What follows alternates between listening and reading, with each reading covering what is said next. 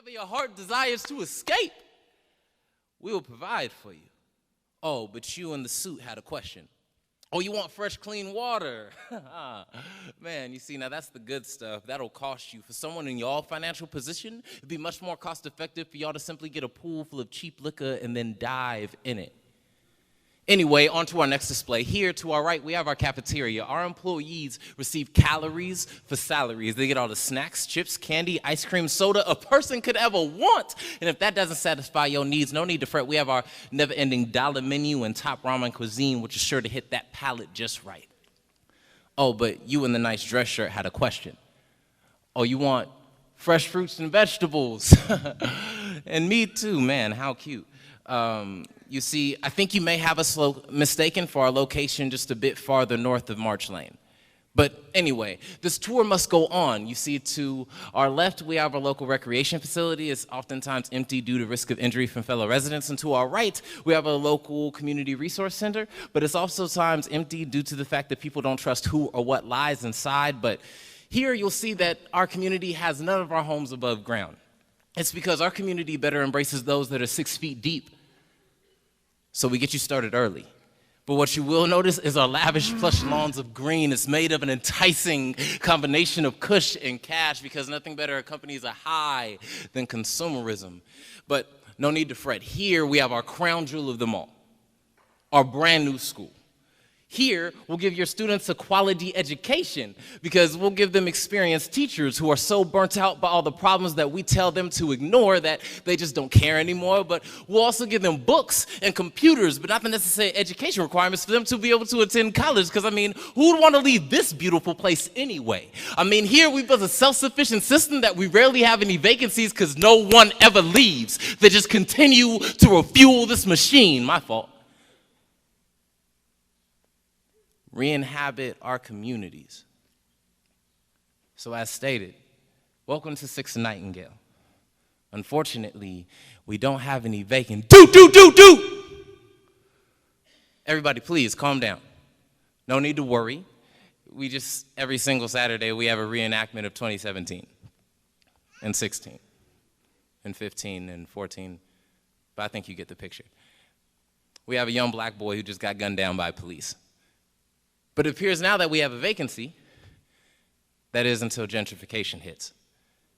So would you like to move in now, or just maybe a little bit later?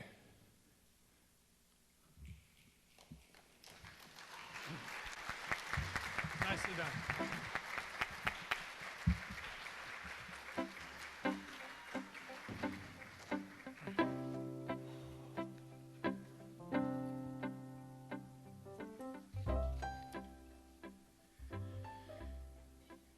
Thank you, Brandon. That was a wonderful spoken word piece.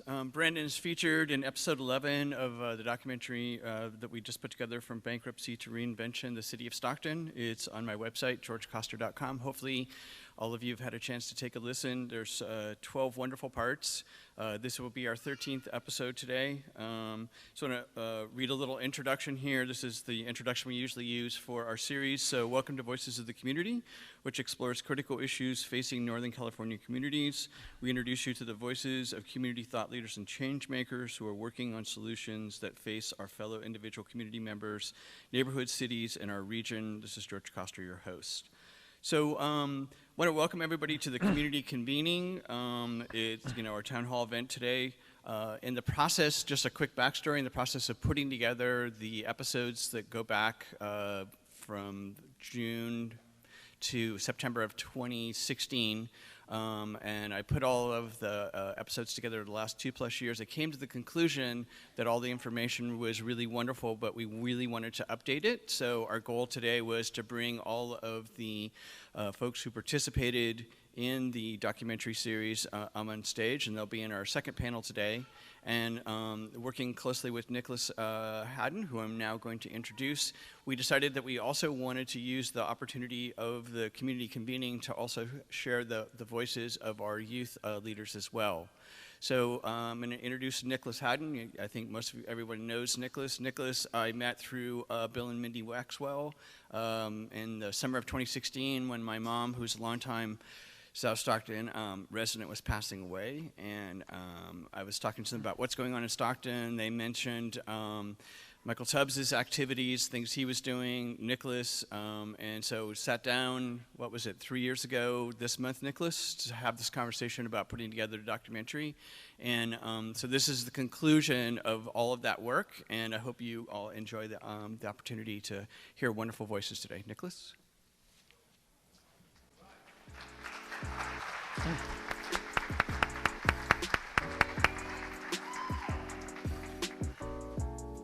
How are we doing, Stockton? I'm so honored to be here. I can't believe it's been 3 years. I remember getting a couple emails from Wendy asking if I could meet with George Koster.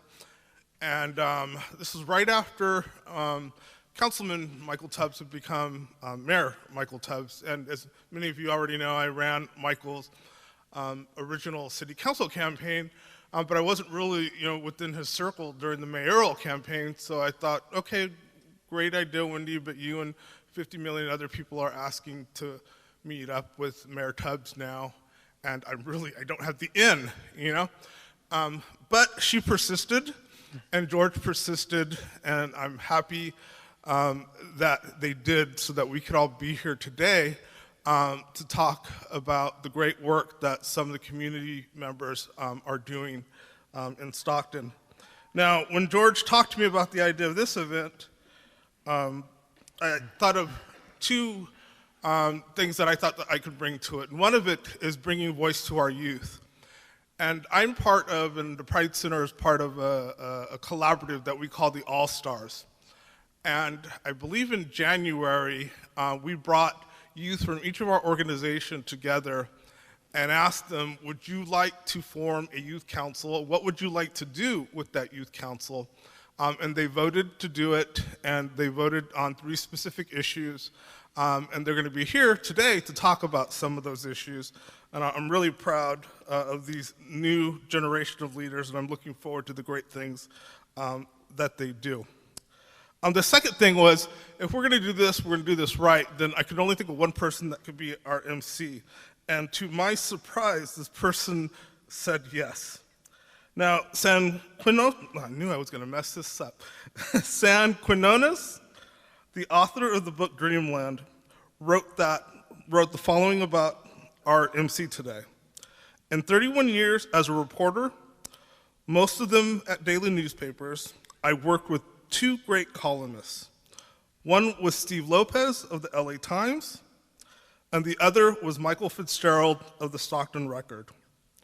Well, while Mike is a recently retired columnist for the Record, he worked as a reporter there for 5 years, and as the paper columnist for 28 years.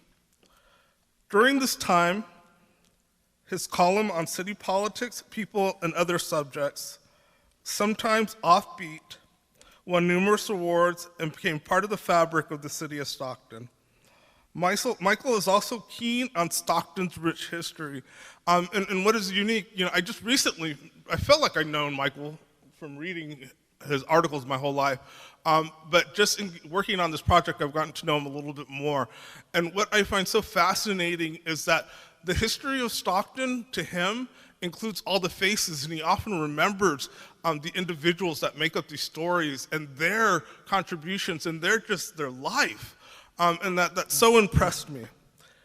He won the Charles Weber Award for furthering our understanding of our city's history, and he's currently in negotiation for a book deal with Arcadia Press. It is my honor to introduce our MC for today, Michael Fitzgerald. Thank you, Nicholas. Thank you. Thank you. Hello, everybody. Hello, and welcome to the State of Our Youth, Stockton Townhall Meeting. Really honored to be a part of this today. When I worked at the Record as a columnist, I once held a contest to come up with a new motto for the city of Stockton.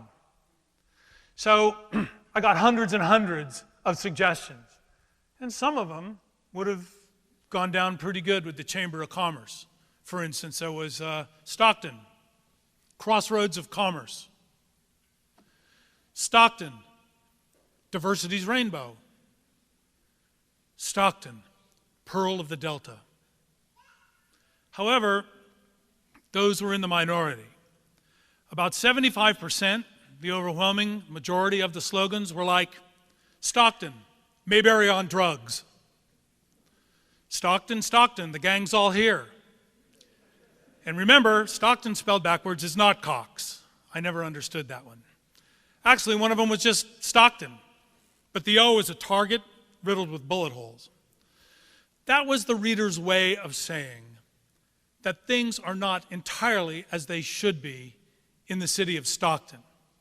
In reality, though, I mean, let's keep it real. Stockton has a lot of things going for it, but there could be so much more. But first, let's tick off a few of the good things, okay? We have probably the last undeveloped urban waterfront in the state of California. I don't know if anybody here has been to Baltimore Harbor or the Riverwalk in San Antonio or any of the other places where cities that are lucky enough to have a waterfront have done great things with it. Picture, if you will, people living down there in apartments or condominiums that have boat docks down on the water. And they can hop in their boat and go out to Windmill Cove for Taco Tuesday, or then go out on the Golden Gate Bridge if they want.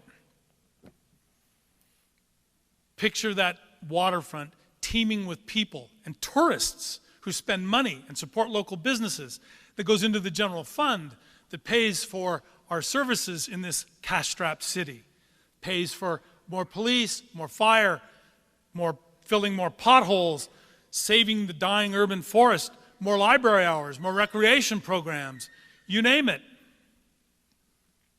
You know, picture down there shops, bars, restaurants, bars. You know, it could be remarkable. It could be a place that other cities would kill for. So it's full of potential. And a related asset, it goes without saying, is the San Joaquin Delta. There's 1,000 miles of waterways right out there. And it's a paradise for people who love to boat, to fish, to party. How about Stockton's downtown? There's two ways to look at Stockton's downtown.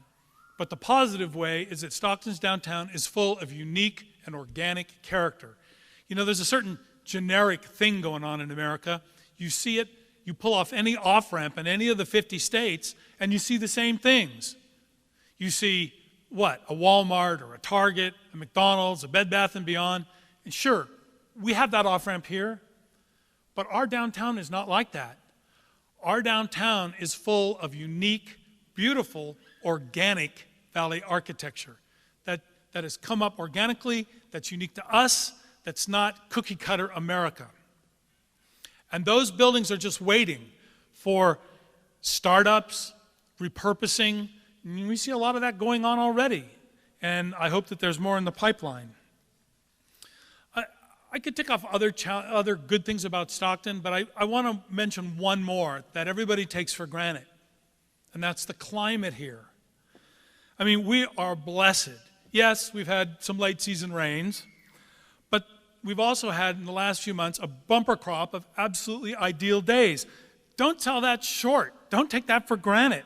And if you don't think that we're lucky and living on the Gold Coast in terms of climate, I invite you to visit Tornado Alley in Missouri this week. They're putting their houses back together like jigsaw puzzles. Go visit the sweltering, humid states of the South or the Northwest, where people have to put on 20 layers of clothing just to go outside so they can shovel their house out of the snow. I could go on, but we're not here today to be PR people.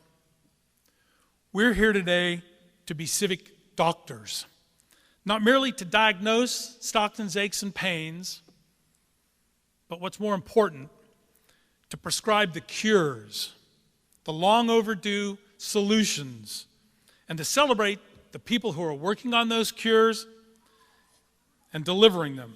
So, since we're going to get into some of Stockton's challenges, let's just quickly tick off some of the main ones.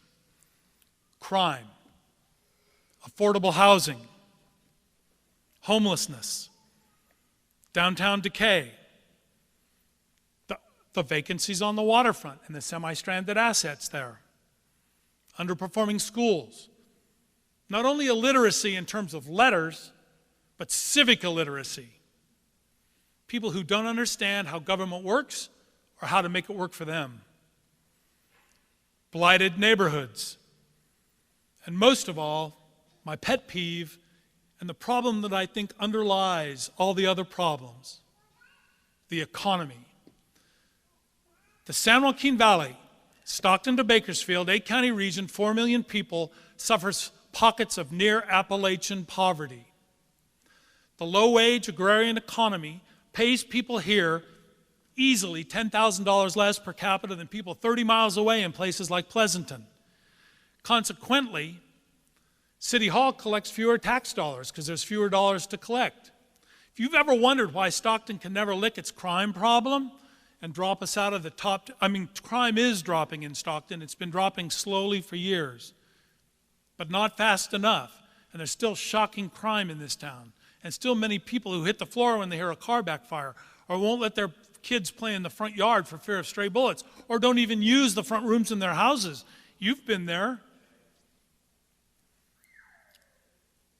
Well, that's why. Because we can never get enough money to hire enough police to get on top of the crime problem, or to fill enough potholes, or without special taxes to provide a suite of services that cities are supposed to provide. So what do we really need? We need a better economy. And how do we get a better economy? California State University, Stockton. Stockton is the largest city in the state of California without its own 4-year public university. In the 1970s, when Stockton was a city of 200,000 people, and Turlock was a city of 10,000 people, Turlock got a state university. By what crazy criteria did Turlock surpass Stockton in terms of deserving a state university? Well, it was all political. They had a powerful political figure in their city. But it's a travesty.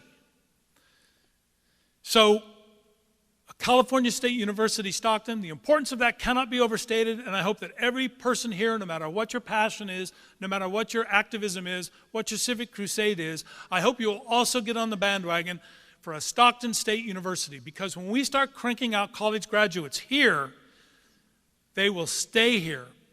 They will infuse this town with a youth culture, with research and development to help the agricultural economy, but also to create startups of new things that will diversify our economy, that will make a stronger economy, that will make for a more vibrant city.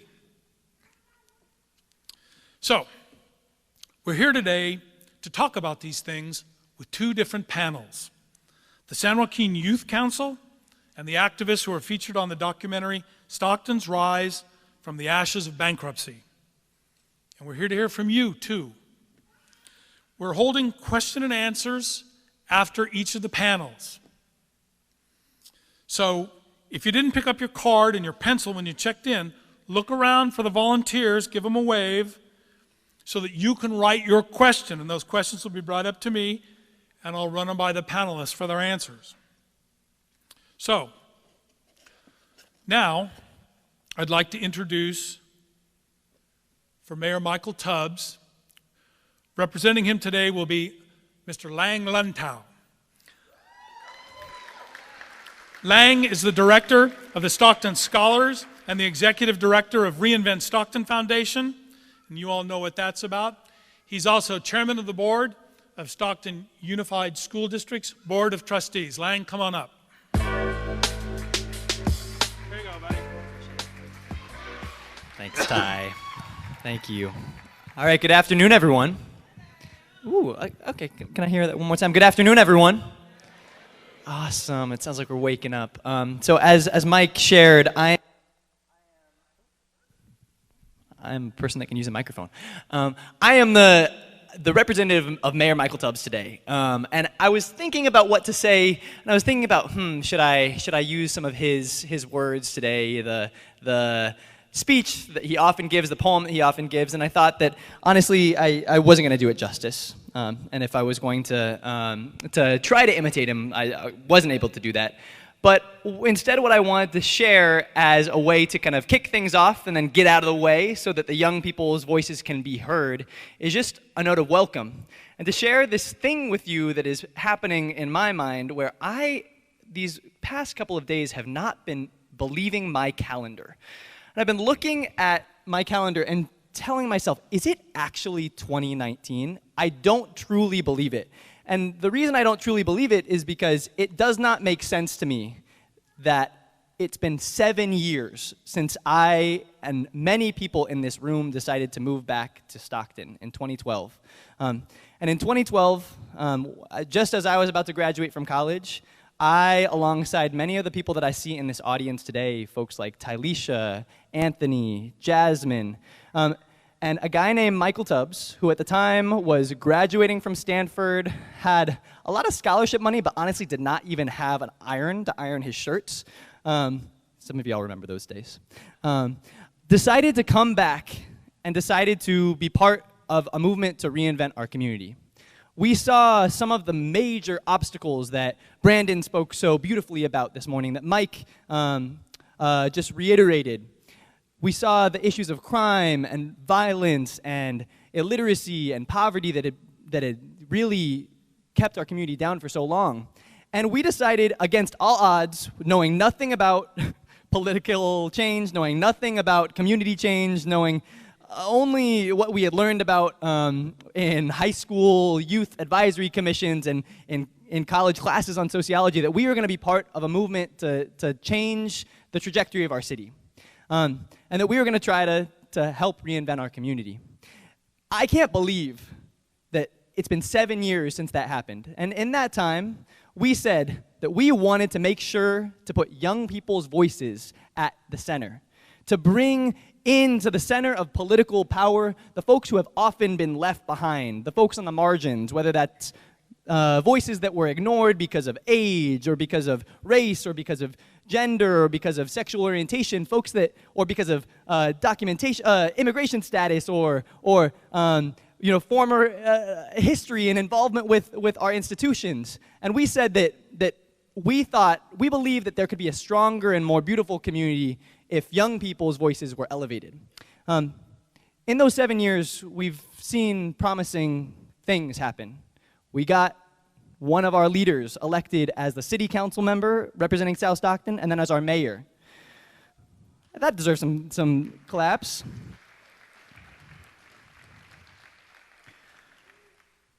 We fought for Stockton Unified and our school systems to really stop investing in the school-to-prison pipeline and increase academic expectations for all of our kids. We got them to double the number of counselors in our system. Thank you for that. We worked with long-standing nonprofit institutions like STAND and worked arm in arm to hear from community members around what they wanted, to shut down liquor stores, to help ensure that banks in South Stockton were set up, that financial institutions were set up. We also experienced major setbacks, and in those 7 years, we've lost far too many young people to violence, to lack of opportunity. We've had family members and friends disappeared because of immigration policies that still continue to marginalize and push us away. But in the meantime, those young people that came back in 2012, we've grown up.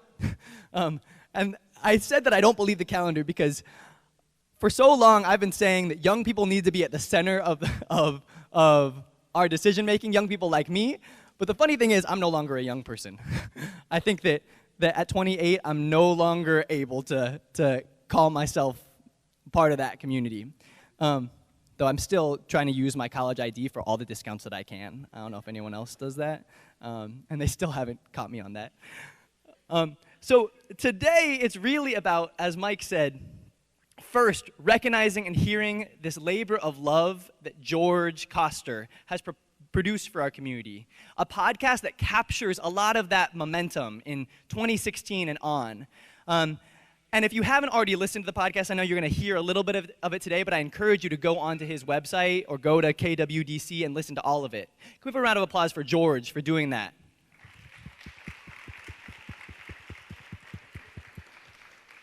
We're here to take stock of how we've been doing and map out where we need to go, because we know that while there has been promising progress, we are far from where we need to be as a community. Can I have some snaps or claps for that if you agree that we still have a long way to go? And then lastly, and this is I think the most important thing, we're going to really put the mic, the multiple mics, 4 of them and many more, in the hands of the young people who are living the life as Stocktonians today, who are our current high school students, who are our current college students, who are our next leaders, and to be very honest, who are leading us today. And we're going to ask them to share with us where we need to go as a community. So before I kind of pass the mic, I do just want to hear and see who is in the room. So can I ask you to stand up if you are a young person? If you are in high school or in college, if you're going to be on our panel, if you're a youth participant, can we have a round of applause for those young people for coming out today? I'm going to ask you to stay standing. And I'm going to ask you to continue and stand up if you are one of the founders of the Reinvent South Stockton Coalition, or if you're a member of the Reinvent South Stockton Coalition. So if you helped with some of our community impact assessments in 2014, or you've been to any of those events. I see some people that are being shy. Stand on up. Okay, can we have a round of applause for the Reinvent South Stockton Coalition? Thank you. If you came to any summit, came to any of those things, I'm going to ask you to stay standing and maybe even raise your hand if in the past 7 years you've ever participated in one of those park beautification events that we used to have all the time that Ms. Jasmine Delafas ran like a machine, right? And then lastly, I'm going to ask you to stand up if you are a participant or a supporter of any of the nonprofits that are doing social justice and equity work in our community that you see on the screen. Stand, Sow a Seed, Fathers and Families, San Joaquin Pride Center, Little Manila, Reinvent South Stockton Coalition, SSLA, any of those, stand on up. I want to see you and recognize you. Thank you. Thank you. You can sit down. So if that doesn't give you hope, seeing all the people that continue day in and day out to be involved in this work, to push forward this work to make our community more healthy, to make our schools more inclusive, to make our businesses more thriving, then I don't know what does. At this time, it's my great honor I believe I'm passing it back to Mike, who will introduce the Youth Council. But I'm really looking forward to hearing them kind of map out the future for us so that we know where to go. Thank you. Thank you, Lang. Nicely done. Okay, believe it or not, when I was your age, it was the 60s and then the early 70s. And that whole counterculture thing was going on in San Francisco. And although you may not believe it, the City of Stockton, powers that be, virtually launched a war against the kids in this town. They did everything they could to suppress youth culture. A San Joaquin County supervisor stood up in a meeting and thundered, "I want to make it as difficult to present live rock music in the parks as possible so we won't have any concerts anymore." Your tax dollars at work. So, I think we can take hope in one thing, not just the presence of all these young activists and future leaders, but that today it's different. Today, city leaders have come to recognize the importance of youth to a vibrant city and a strong economy. And young people, like Lang said, with a vision of what Stockton can be, are rolling up their sleeves and participating in civic affairs like never before, at least not in living memory. Okay, now, the San Joaquin Youth Council. These are the activists of today, the leaders of tomorrow. Let's meet them. Come on up as quickly as you can, please.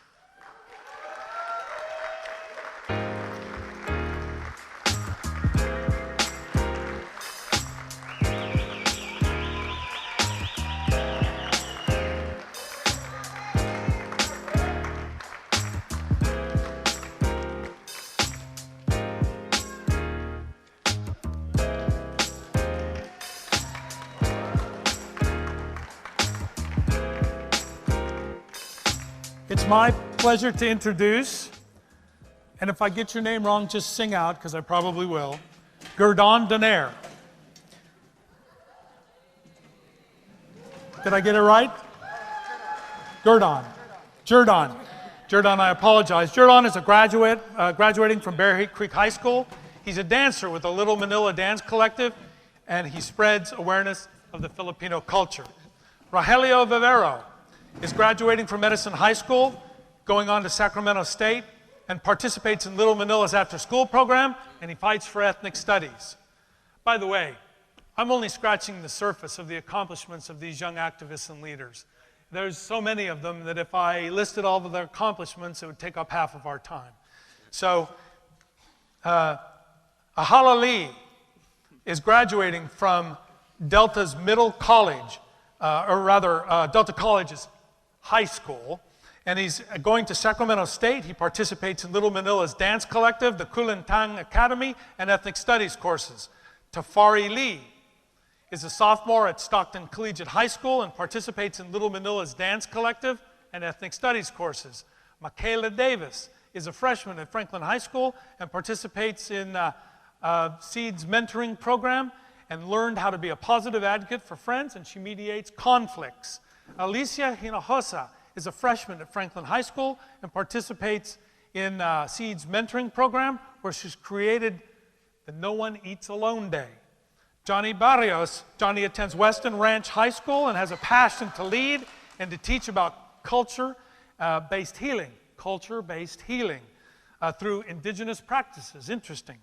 Peter Elias attends New Vision Education Center and is a graduate of Fathers and Families of San Joaquin's El Joven Noble curriculum program, along with participating in the Seeds in Concrete workshop. Seeds in Concrete, they take trees out to neighborhoods with bad air and toxic environments and plant trees for the health of the neighborhood. That is a great program.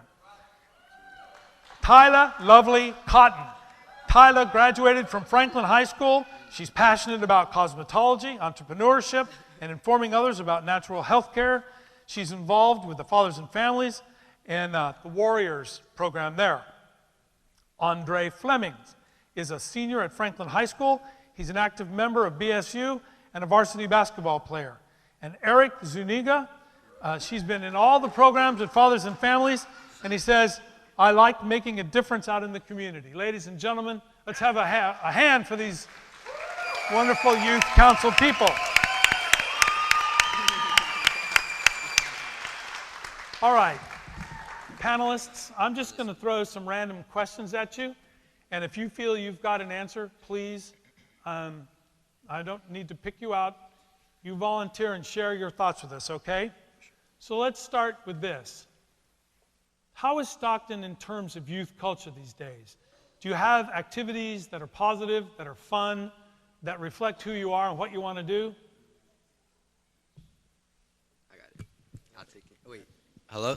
Oh, yeah. Yeah, we have great activities at my old school, Elmwood Elementary, if you guys know. I don't know if you guys know, but it's right here out east. They got great sports now. They got a lot of activities for the students. Like back then, we didn't have activities. We had like basketball, but now they got soccer, they got volleyball, they got softball, they got baseball. I'm like, what? That's great for our youth though, because now it's showing them a new way, a new path to get out of the streets and not be in the streets. But at Franklin too, they got all the sports, they got everything you need, but except they have lack of counseling.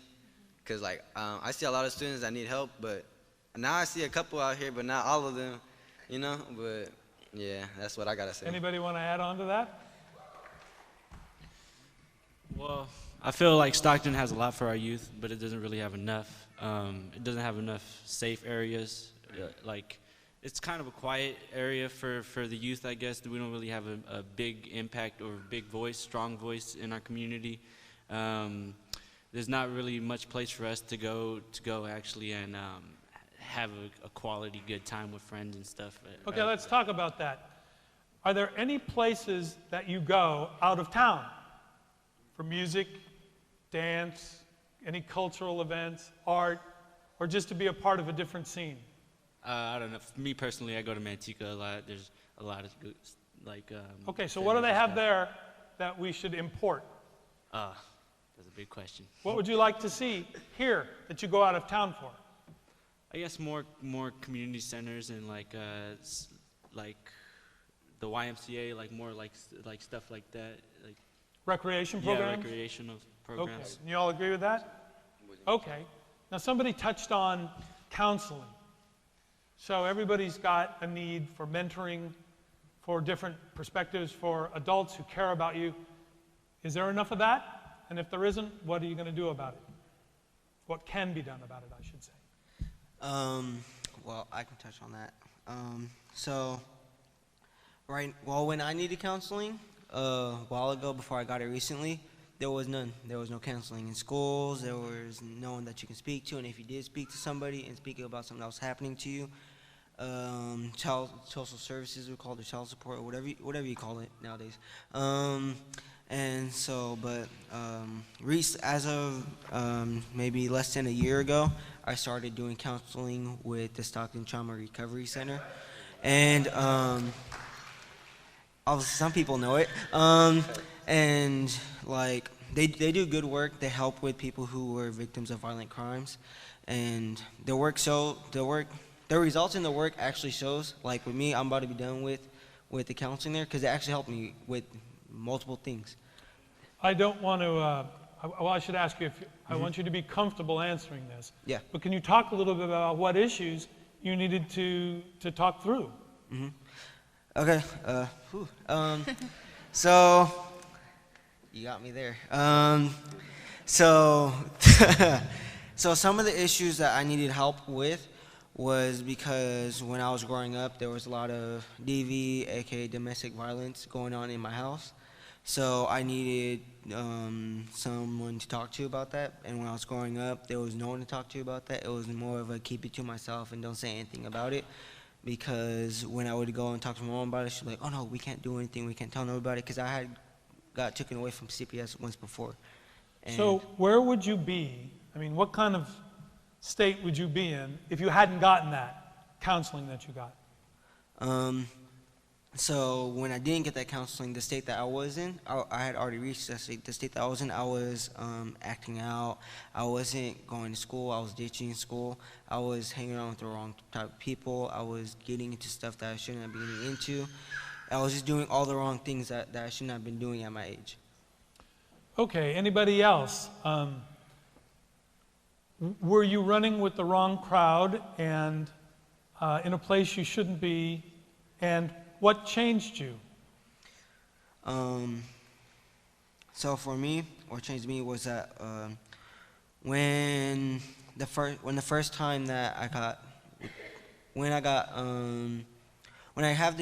got the case I got now, that had nothing to do with me. That kind of like shook me a little bit, because to be honest, I didn't think that I wasn't gonna get caught up for anything, and I ended up did get caught up for something that I didn't do. So probation referred me to Fathers and Families for community service, and I ain't gonna lie, when I first went, I was kind of hesitant. I was like every other youth, I don't want to be here. I want to come, do what I gotta do, and leave. And after a while, they showed me love. They showed me that they cared, and that's what I needed at the time. I needed people to show me that I can do better things in life, that I don't have to do what I was doing, and they showed me that, and that worked with me. So I ended up staying. I ended up changing what I was doing, and now, like, instead of hurting the community, I'm helping the community. Panelists? Yeah, very good. Thank you so much for that great answer. So panelists, let me ask you, is there anyone else who would like to share a story of transformation and changing your direction in life? I guess I could share my story. I'm Johnny Barrios. I'm here with the Youth and Racial Justice Department. I'm a youth organizer and youth advocate for Fathers and Families of San Joaquin. I wrote down my story. So Fathers and Families, they helped me get through a tough stage in my life in which I was vulnerable and defiant. As a youth, I didn't understand much. I had little guidance. I have no father in my life or anything like that. So I have zero guidance. So all my friends and everything were my guidance growing up. I spent my time with bad friends and growing up with grown men. Fathers and Families offered me a safe, healthy environment They called me every day to make sure I wasn't doing anything with my time or spare time. They helped me get employed and back into school, because growing up I didn't really look at school as an important thing, so I was always just hanging out. So Fathers and Families of San Joaquin mission is to promote the cultural, spiritual, economic, and social renewal of the most vulnerable families in Stockton and the greater San Joaquin. Fathers and Families, they strive to bring hope to Stockton community, especially to its most just hanging marginalized groups, the youth of color, and formerly incarcerated individuals who deserve a second chance. And in our community, there's second chance is a big word, right? Like, a lot of people think that, you know, you only get one chance in life. We need more organizations like Fathers and Families or Pride or Hope and Noble, or what organizations to give our youth the proper knowledge that there is a second chance, and that everybody has a place in our community and has a voice in our community and has power, no matter who you are, or if you're a person of color, or white, Hispanic, black, or Native.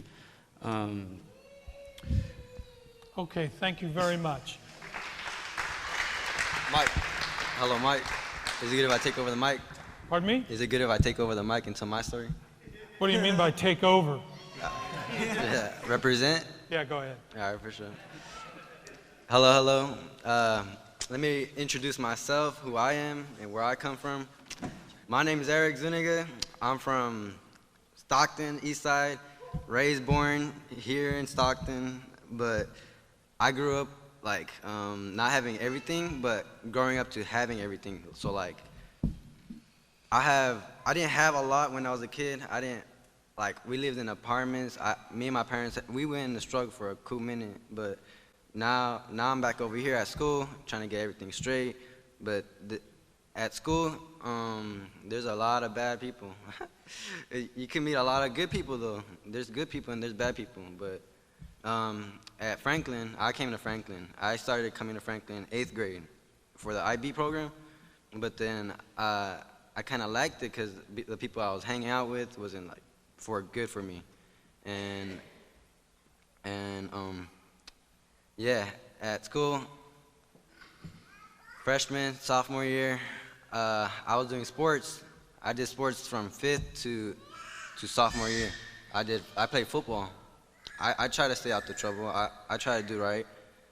But then there's this little group, and I kind of got into the bad habits, and then but it wasn't just because of that. It was because the teachers would kick me out for little things. I would sit down, and we're doing this test, and I remember it was the last day of school, my freshman year. My freshman year was my last day of school, 6th period. I just had to get in through an hour or two, and I was doing my test, and this kid wanted to talk to me, but I ignored him, and he kept trying to call my attention. And it was me and him were only the darkest people in the class, because I don't know, it was everybody else was more light skinned, but me and him were the darkest, yeah, but and the teacher was, well, not to be racist or anything, but she was white, and she looked at me, and she was like, oh yep, you step outside. And she told me that I can't be talking during the test, but I told her it wasn't me talking, and she didn't believe my word. And then, I tried to come back into class, and she kicked me out, started cussing, and then the bell rang, and it was already over, and I didn't get to finish my test. But so let me ask you, is what you're saying that you feel the teacher treated you unfairly, or that your behavior needed some improvement, or no, the teacher. Both? It was kind of both. I wasn't talking though, but it was So, the teacher treated you unfairly? Yeah, because she didn't give me a chance to go back and finish the test. Well, let me take that over to the next subject area, crime. I want to ask the panelists, do you feel safe in Stockton? Do you feel safe where you live? Do you feel safe, say, going downtown? Do you feel that the police are on your side and treat you with respect? And if the answer to any of those questions is no, then what course of action can you take to improve the status quo? Let's hear from someone that hasn't spoken yet. I think I can chime in on that. So I go to Stockton Collegiate, which is a school downtown. And I think the two questions of do you feel safe downtown and do you feel like the police are on your side are two very different questions. Like the answer to the first one is I do feel safe downtown because I'm always downtown Monday through Friday because I go to school down there. Now, let me interrupt and ask you this. Do you feel safe downtown by day and by night, or do you ever go downtown at night? Well, at night, it's like, oh, that's loud.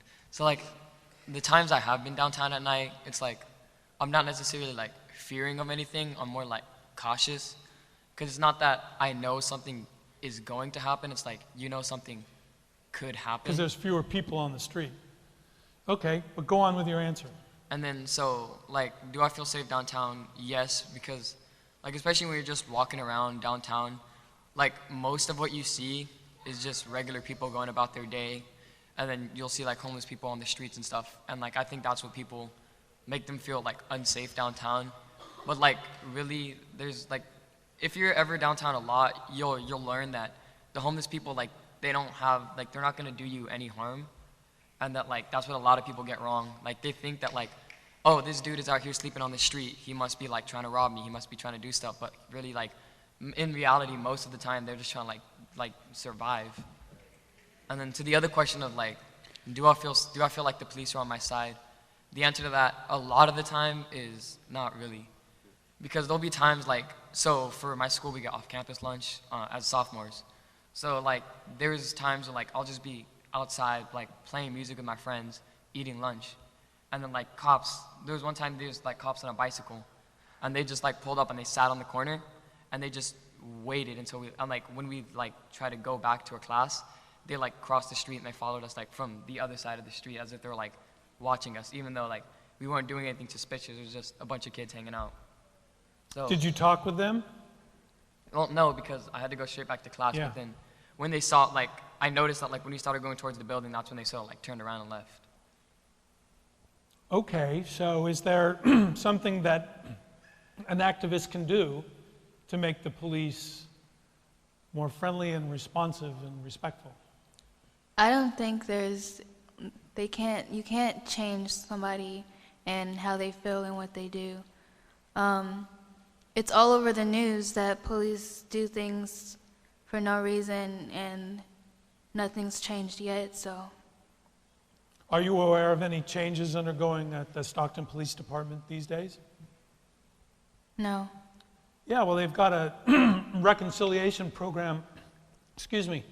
They're part of a national experiment of 4 cities that are trying to go out and listen to their communities and incorporate the suggestions that they hear and change their practices. They're also changing the officer-involved shooting protocols to oversimplify it, to shoot less often. However, there's stuff that's going on in the offices in the police department and stuff that's going on the streets, and they're often, the new philosophy in the top hasn't reached the street level officers yet. So I think personally, you would be surprised at what they're trying to do, but I'm listening to you about how well they're doing it on the street. That's not for me to say, that's for you to say. Okay? So, what about the homelessness, the homeless people that you say you see on the street and that can make you feel uncomfortable? What do we do about that? It's a lot you could do with the homeless people. You could help them get into shelters. There's a lot of abandoned buildings you could bring back to life and make them into shelters. You could start a program for the homeless and help them get their lives together. But instead, you judge them.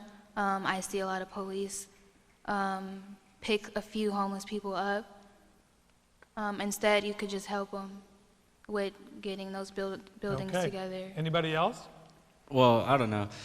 I was trying, as you were describing our downtown Stockton with their all our old buildings, and you were saying how beautiful it is and everything. All I was just imagining was all the poverty down there and all the homelessness. And they do try to clear out the homeless, but all the homeless do is move up to the other side of the street, right? And that's what we see. I mean, our crime levels. Look at our crime levels. We had 34 days and 34 deaths. I mean, my friend just died 2 days ago at Lewis Park. He just got shot. That's Stockton right there. I'm sorry. You know, every month there's at least 4 or 5 deaths, or you know, every day somebody's getting incarcerated. Every day somebody's losing their home or getting you know, you don't know nobody's life or what they do. As in the police, they do their job. I mean, you know, everybody, they have a job and they do it to the best of their ability, right? And I mean, I've had 3 friends pass away, and all their murder cases have been solved. So they are doing their job in the justice system. I would be ignorant to come up here and tell them. Did you say that the murders were solved? Yeah, they resulted in arrests and prosecutions? Mm-hmm. That's great, and that's probably because not only of good police work, but because the community cooperated. Exactly, yeah. In finding the suspects, and so kudos to the community as well. You have to know who to trust and when, I guess. But I love to see people like that behind bars. So, Mike, yeah, go ahead. Is it good if I speak on homeless? Pardon me? Is it good if I speak on homeless? You can speak on whatever you want, my friend. All right, for sure. Back again. Homeless. My family dealt with homeless. One of my uncles, matter of fact, not my uncle, but he's dating my aunt, so he's my uncle. Yeah. So, but he's older now. He has 3 kids. His life is straight.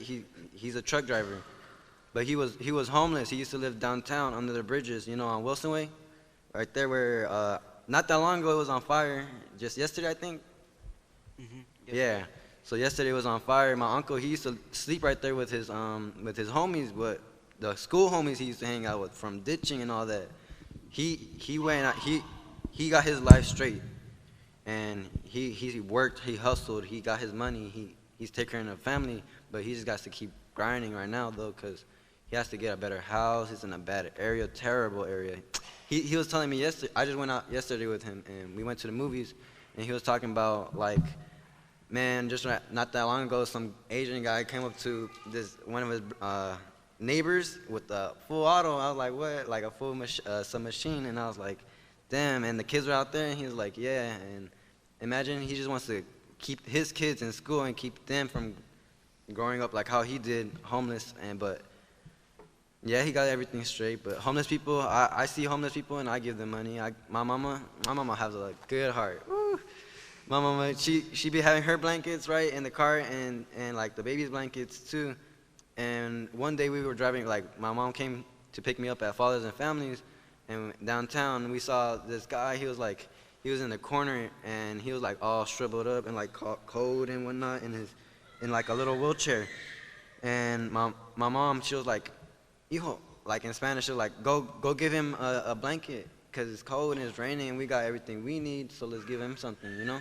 And I got off the car, I gave him my sister's blanket, because that's the only blanket we had in the car, and we covered him up with the pink blanket, and we told him God bless you and everything, and gave him, and I pray at night. Well, I commend you. I mean, that's human compassion, and we can never have enough of that. That's like the other panelists said, you don't judge. You can always find a reason not to care. If you're looking for a reason to say, this guy doesn't deserve my money or my compassion, you can always find it. But compassion is like what you do on the front end. But what is the structural problem here? Why are there so many homeless people in Stockton? And the answer that I think many people would give is that there's not enough affordable housing. Now, there's also not enough mental health services, enough beds to get in rehabilitation from drug addiction. There's a suite of services that are necessary in order to help some people get back up on their feet. But let's talk about affordable housing for a minute. Most people in Stockton can't afford the median house. And once again, this goes back to Stockton's economy. Because the irony is, we have a lot of developers here, but very few of them are building housing in Stockton. There's a second economy in San Joaquin County. It's a belt along the South County. It's Ripon, Manteca, Tracy. These are the bedroom communities for the Bay Area super commuters that go over the hill and make six-figure incomes, but can't afford to live there, so they've come here for affordable housing. So what happens is, it's because Stockton's economy is so weak, it's very difficult to build housing here and make a profit with the sensitive price points that they can charge Stockton people. Once again, need a stronger, more diversified economy. Once again, not the last time you'll hear this from me, California State University, Stockton. So, do you agree with me that a university is a good idea? Or if you don't, what's the solution to improving Stockton's economy? And I know I asked a question and now I'm interrupting, but I want to add this. 1 out of 4 Stocktonians lives in poverty. 1 out of 10 lives in something called deep poverty, twice below the poverty line. Studies show that deep poverty is the trigger for gun violence. So once again, it's the economy. So what about this? Poverty, deep poverty, can't afford housing. Any thoughts? And by the way, we have about 7 minutes left for this panel, so I hope some of the people that haven't spoken up will take advantage of this opportunity to share your thoughts too.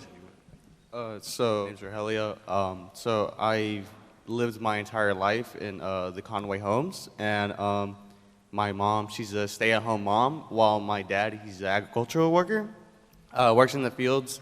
And with the rent going up, I find it a lot harder now times for my parents to pay bills on time, and they struggle with like just the rent itself. You know, living in because I come from a low-income background, and just like how Mike was saying, how like the rent is going up, and that's it's very evident. You can see it, so it's hard to find like means to pay for rent when it's keep going up, and when my dad's out there making like like not even minimum wage for the work he's doing, and like the hard work that goes into the fields that's not really recognized a lot. And with that, the building a CSU Stockton would help a lot, especially for those that are low income. They can, you know, just having a CSU in Stockton is just kind of that mind goal, in a sense that like when you see it, you know that you have a future ahead of you. And then also with that, I know that like building a CSU Stockton will also like help the economy, but a lot of people are worried that with that CSU Stockton being built, that rent will still go up, and kind of just trying to pay for it. And so. But I'd like to think that if we train our youth for high-paying, high-skilled 21st century jobs, that they'll have the money to pay the rent when it goes up, because the wages here will go up as well. That's the problem. We had a truck fabrication firm here that had to institute a literacy test because they realized that a lot of the Stockton kids they were hiring couldn't read. That's got to stop, ladies and gentlemen, or all our dreams and our aspirations and our hopes for Stockton just aren't going to happen. We have to have literacy. We have to have civic literacy. We have to have education, and we have to crank out a number of people with BAs or higher degrees, which, among other things, you didn't mention this, will lead to a better ruling class in Stockton. I don't know if you want to call it ruling elite, ruling class, just better leaders. And we're seeing the beginning of that right here with this panel. Anybody else want to share some thoughts, or you want to take another question? In terms of a CSU Stockton, I feel like when you said, is that the solution to Stockton's economic problems? I feel like there's no one solution, but having a CSU Stockton can greatly improve the economy in multiple different ways that a lot of people might not often think about. Because a lot of times, I think when people say having a CSU in Stockton, how can that bring money into Stockton? Not only would it bring money into Stockton, it would bring more people into Stockton. It could help people here go to college without give people here a more affordable option for college. It could create a college-going, better college-going culture in Stockton. And I feel like a lot of the youth right now don't really have that kind of mindset. They have the mindset, oh, they might finish high school, they might go to Delta. If they even do, they might just find jobs that they can survive on. But having a CSU here would create that college-going culture, because you have a big university in your town where you could get a degree from, where you could get a good quality education. You could get your degree, and it creates a future where kids don't have to leave Stockton to get their education. They don't have to leave Stockton to learn, and they could stay in Stockton and still get a quality education and be able to get the higher education that they want. You know, that's a very good point. A lot of families, even families of good people, have no tradition of higher education in their family line. So they don't think in those terms. And good people though they may be, that's not just poverty, that's poverty of mind. And we have to eradicate that so that everybody knows that they have a shot at reaching their full potential and at getting a 21st century job that's high paying and challenging, and that inures to the benefit of the whole community and the whole city. So very well said, young man, very well said. Music to my ears to hear you say that. A culture of college, absolutely correct. So we got another minute or so. Is there anything else that anybody would like to add on any subject that you want to get out and share with the audience here today? Yeah, actually, so I agree with Rogelio and Ajala. So I come from actually a pretty big family. So growing up, it was always tight money with my parents. And now everyone except me, I'm the youngest in the family, so everyone grew up and they moved out of the house. But money is still tight because the rent just keeps going up and up. So my dad, he has to go all the way to Fremont just to work so that he can get money and then come back. And that doesn't even take in consideration of the gas money that he has to take from Stockton to Fremont and then back. And also, I agree with Ajala for CSU Stockton because it builds up the hope that once you get out of high school, there could be a college waiting for you, especially if you're a low-income student and you can see yourself go to a college that is affordable and you don't have to get out of Stockton, because Stockton is just a really great place to be in. And it'll be greater if there's a youth culture. It'll be greater by a factor of 5. I don't know if you've ever been to Telegraph Avenue, the sort of interzone between California State University, Berkeley, and the rest of the city. It's 10 blocks of sheer madness, and it's great. I mean, it's just a vibrant place. It's buzzing with youthful energy. It's crackling with ideas, and it brings the city into the college and the college into the city. I can't stress enough, and I'm so glad to hear that you all are on board with this idea. So we have some questions from the audience. So at this time, I'd like to run some audience questions, and I thank the audience for your questions. So again, see if you want to take a whack at these, all right?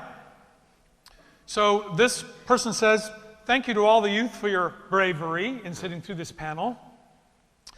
What can the city of Stockton do more to support you, your families, and friends?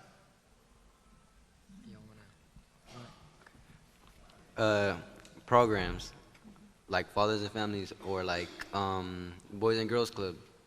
I remember those are the only 2 programs I really know about. Well, not really, but I mean now I know more because Fathers and Family hooked it up and taught me more. but those were the only 2 I really knew because you know I play sports, right? So there's Pop Warner and Boys and Girls Club. That's a way out to go on a new path, and Fathers and Families and all these great programs we have right here on the board. But where was this back then? That's why we got homeless people now, because they didn't really know about that. My uncle didn't know. He was in class, but he didn't know a lot. But yeah, but the programs, I feel like the programs will, like if we get more programs, look, we got these chairs, they're empty. we got youth up here really speaking, and there's nobody out here. Like, I mean, we got our people, right? We out here, but we need more. A small group of people like this can change the city. That's word, yep. Okay, next question. Oh, wait, can I actually answer that How question? can we make more opportunity for teens to work? So how do you get more jobs for people your age? You guys, 2 years ago, there was a program called WorkNet. It was wonderful. I mean, you guys shut it down. I mean, youth employment's big. It's big. I mean, if you guys are talking about literature and everything, I mean, Stockton has the third lowest literature in the whole United States. And going into SUSD, I think it's great that they're bringing in more counselors and stuff, but what are the counselors really doing? I don't feel like they're grabbing students one-on-one and like, I don't know, because I was the student that was walking around all day, you know? And no counselor, not one, would walk up to me and ask me a question, how's it going? How's your day going? Nobody would ask me that question. And seeing that the counselors only care about the grades and stuff and don't really care about your personal life, I mean, that's tough. Because I mean, me as a youth, I didn't really care about literacy. But if I had like a counselor that was sitting there on me like, oh, you know, it's cool to read or whatever, you know, that would be great. And as an employment, you do need to bring back. Let me interrupt you right there. I want to say this to all of you and to all of you. If you think literacy should be improved in Stockton, read to your kids. Take 30 minutes before bedtime, lay down on the bed with them in a book, and read them a bedtime story. They'll love books, they'll love letters, and you won't have to fight them to go to bed, because at the end of the 30 minutes they'll be sleepy. Read to your kids. Go ahead. I was just talking about the employment for youth. Like, I mean, that's not my job, but it's your guys' job to empower that. And I mean, I don't know. Never mind. Okay, so here's another question. You're all very involved already, says this person. How do you imagine growing your impact here in Stockton over the next 5 years? So where are you guys going as leaders and activists in this community? I would have to say that within the next 5 years to see the school to prison pipeline shut down, and also to see more reinvestment into our youth, because like how, I don't know who said it earlier, but someone was saying that the main reason why stuff's happening right now is because money is the main reason why people do what they do, because they don't have the money to do certain things that they need. And if we invest back in our youth, then certain things like crime or robberies or shootings or whatever the case may be won't happen if we had reinvestment back in our youth. Yeah, I also think that we should start investing in our teachers, because there's many teachers that are here that are just trying to get money, or especially like teachers that are just going by the curriculum instead of doing things that the students actually need to learn to progress in life. And also, not only the teachers, but also just counselors, because it seems like nowadays counselors are only stuck up on the students' grades and how it would look good on them. So I think that we need to invest in our school, and that way we can possibly find a better way to shut down the school to prison pipeline.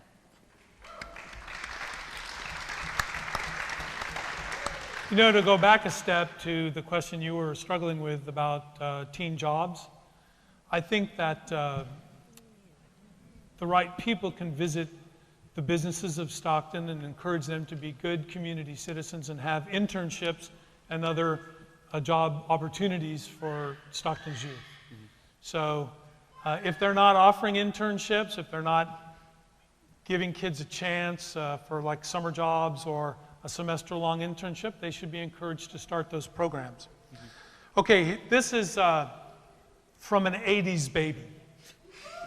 So we should look in the audience and look for the wildest hair, I guess, the 80s hair. Are you aware that there are fewer places now to engage in activities that there used to be, such as golfland, go-karts, skating? So there used to be a number of things for kids to do in this town that aren't happening anymore. So what can be done about that? I think that like they said, there is less to do now, but something that could really be done is like reopening, like revisiting those things that there used to be able, like people used to be able to like do all these things. Like one of the big things that like probably isn't as popular now that probably was way popular back then is like the skating rinks and stuff like that. I'm sure people used to always go skating, but like nowadays you don't really, like people aren't really like, hey, let's go out, let's go skating, you know, like stuff like that. Or like the Boys and Girls Club, I'm like, it used to be way more popular, I'm sure. But like nowadays you don't really hear anyone talking like, hey, let's go out to the Boys and Girls Club. Or like the Teen Impact Center, you know? That could be a really good, that's a really good place for teens to go and like spend time and hang out and have a place to go. But it's really underused. Like it's a place where like a lot of teens can get together and just hang out, have a place to be, and just have stuff to do there. They have a basketball court, they have a bowling alley, they have food. But it's really like underused, and I'm sure that like if we like advertise these things out to the youth more, if we advertise these things out to the youth more, like if more youth knew about it, like I'm sure there would be more people there. And these are actually the types of places, the things we need to keep kids like off the streets. Like kids have nothing to do, so what do? They just go out and do whatever they want. But if they had things to do, like places to go, then I'm sure these are the things that they would be doing instead of like what they're doing now. You know, the people behind the Boys and Girls Club of Stockton are trying to get it back up on its feet. They're encountering a lot of challenges. It's unbelievable what they've been through. But they are persevering, and I imagine that in the next year or two, another iteration of the Boys and Girls Club will reopen and provide invaluable recreation, but also mentoring towards college and opportunities for people your age. Okay, we're getting towards the end of the questions. Has anyone on this panel ever had a friendly and positive encounter that they want to share? And by that, I guess you don't mean just saying hi to the mailman, but maybe somebody that was a good role model or that influenced you.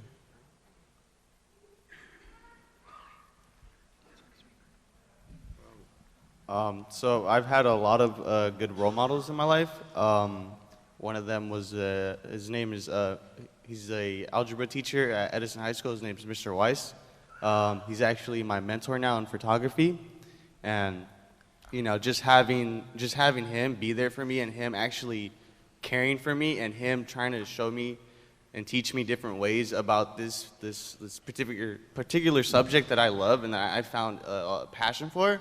Just him really being there and supporting me really gave me a lot of hope.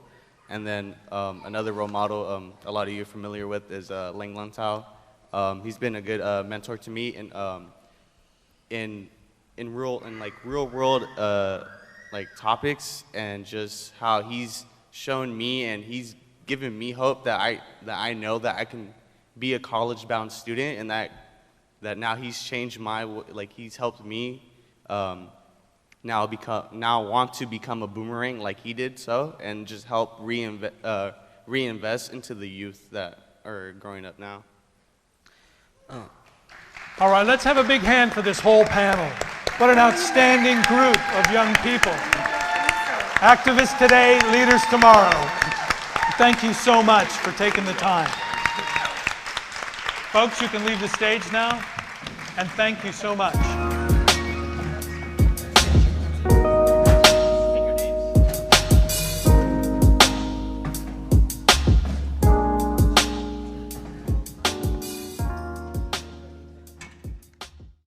You're listening to Voices of the Community, which explores critical issues facing Northern California communities. This is George Koster, your host, and if you're just joining us, in this episode we're discussing the reinvention of the City of Stockton, California, at our State of Our Youth, a Stockton Townhall Meeting. We've been listening to the San Joaquin County Youth Council members sharing their work in the community to address the issues that impact their neighborhoods, schools, parks, and fellow community members. Michael Fitzgerald introduces the voices of episodes 2 through 11 from the documentary series to update the community on their work from our original 2016 recordings. All right, ladies and gentlemen, this is our second panel. You know, sometimes you hear the term Stockton's finest. That's a term that some people use to describe the police in any city. I think that term needs to be expanded to include our second panel today. These people are the heroes of Stockton. They are the leaders and activists who have devoted their lives to helping the underprivileged, and to making Stockton a better city for all of us. Let me introduce them. We have Nicholas Hatten. Nicholas is the founder and executive director of the San Joaquin Pride Center. He's challenged the San Joaquin County and the Central Valley to evaluate how it can best serve its LGBT+ community. Sammy Nunez. Sammy Nunez is the executive director of Fathers and Families of San Joaquin. He's a nationally recognized expert in the field of youth development, violence prevention, community organizing for social change. Fred Scheel. Fred Scheel is the administrator of STAND, which is Stockton Taking Actions to Neutralize Drugs. He's developed over 400 units of affordable housing in South Stockton, and he works with residents and the police department to implement and manage community policing. Langland Tao. We have already met Lang. He's, again, the director of the Stockton Scholars and the executive director of Reinvent Stockton Foundation, and he's the chairman of the board of Stockton Unified. Dylan Delvo. Dylan is the executive director of Little Manila Rising. Dylan has served on the Stockton Unified School District Board of Trustees, the Filipino American Democratic Caucus of California, and Catholic Charities. Jasmine Dela Foz. Jasmine is one of the founding members of Reinvent South Stockton Coalition, and she now serves as a senior regional organizer with the Gathering for Justice. Anthony Rodriguez. Anthony Rodriguez is an 8th grade teacher in Stockton, California, and is the Summer Success and Leadership Academy former Mentor Leadership Development Coordinator. Daryl Rutherford. Daryl is the new executive director of the Reinvent South Stockton Coalition. He's worked for the Community Services Planning Council, California Coalition for Rural Housing, the Federal Reserve Bank of San Francisco, and he's executive director for the Sacramento Housing Alliance. Tama Brisbane is the founder and director, along with her husband Aaron, of WOW Incorporated, a nonprofit slam poetry collective. Brandon Leake, we've already met. He is the founder and CEO of Called to Move. He's an artistic visionary and award-winning spoken word poet whose roots lie in what he calls the ghettos of Southside Stockton, California. All right, panelists, welcome, and thank you so much for taking of your time to be here. I know that you're all busy people. So, but Michael, just real quick, Lang had to leave, and joining in Lang's place will be Rodrigo Brownson, the Executive Director of Soil Seed Foundation, and Tracy City Council member. That's right. Okay, well, thank you for being here and for stepping in at the last minute. All right, so let's go back over the list of some of Stockton's challenges, and then let's talk a little bit about what you do to address them, okay? So I think that the main challenge on everybody's mind in Stockton, or many people's mind, is crime. Is there a panelist who could talk a little bit about the changing crime picture in Stockton and where it's got to go? I think we're all looking at Sammy. I'll go after you, Sammy. Just time ladies first. I think I'm going to redirect the question and say that the main subject on the minds of the panel up here is not so much the crime in Stockton, but crime as it impacts our youth in Stockton.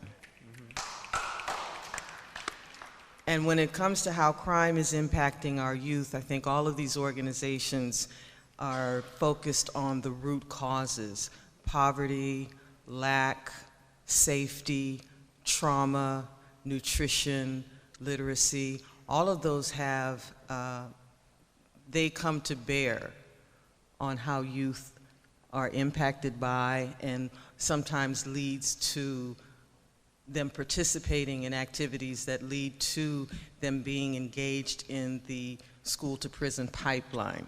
So I would really want to hear from my fellow panelists an expanded answer, not just crime in Stockton. That's not why we're here.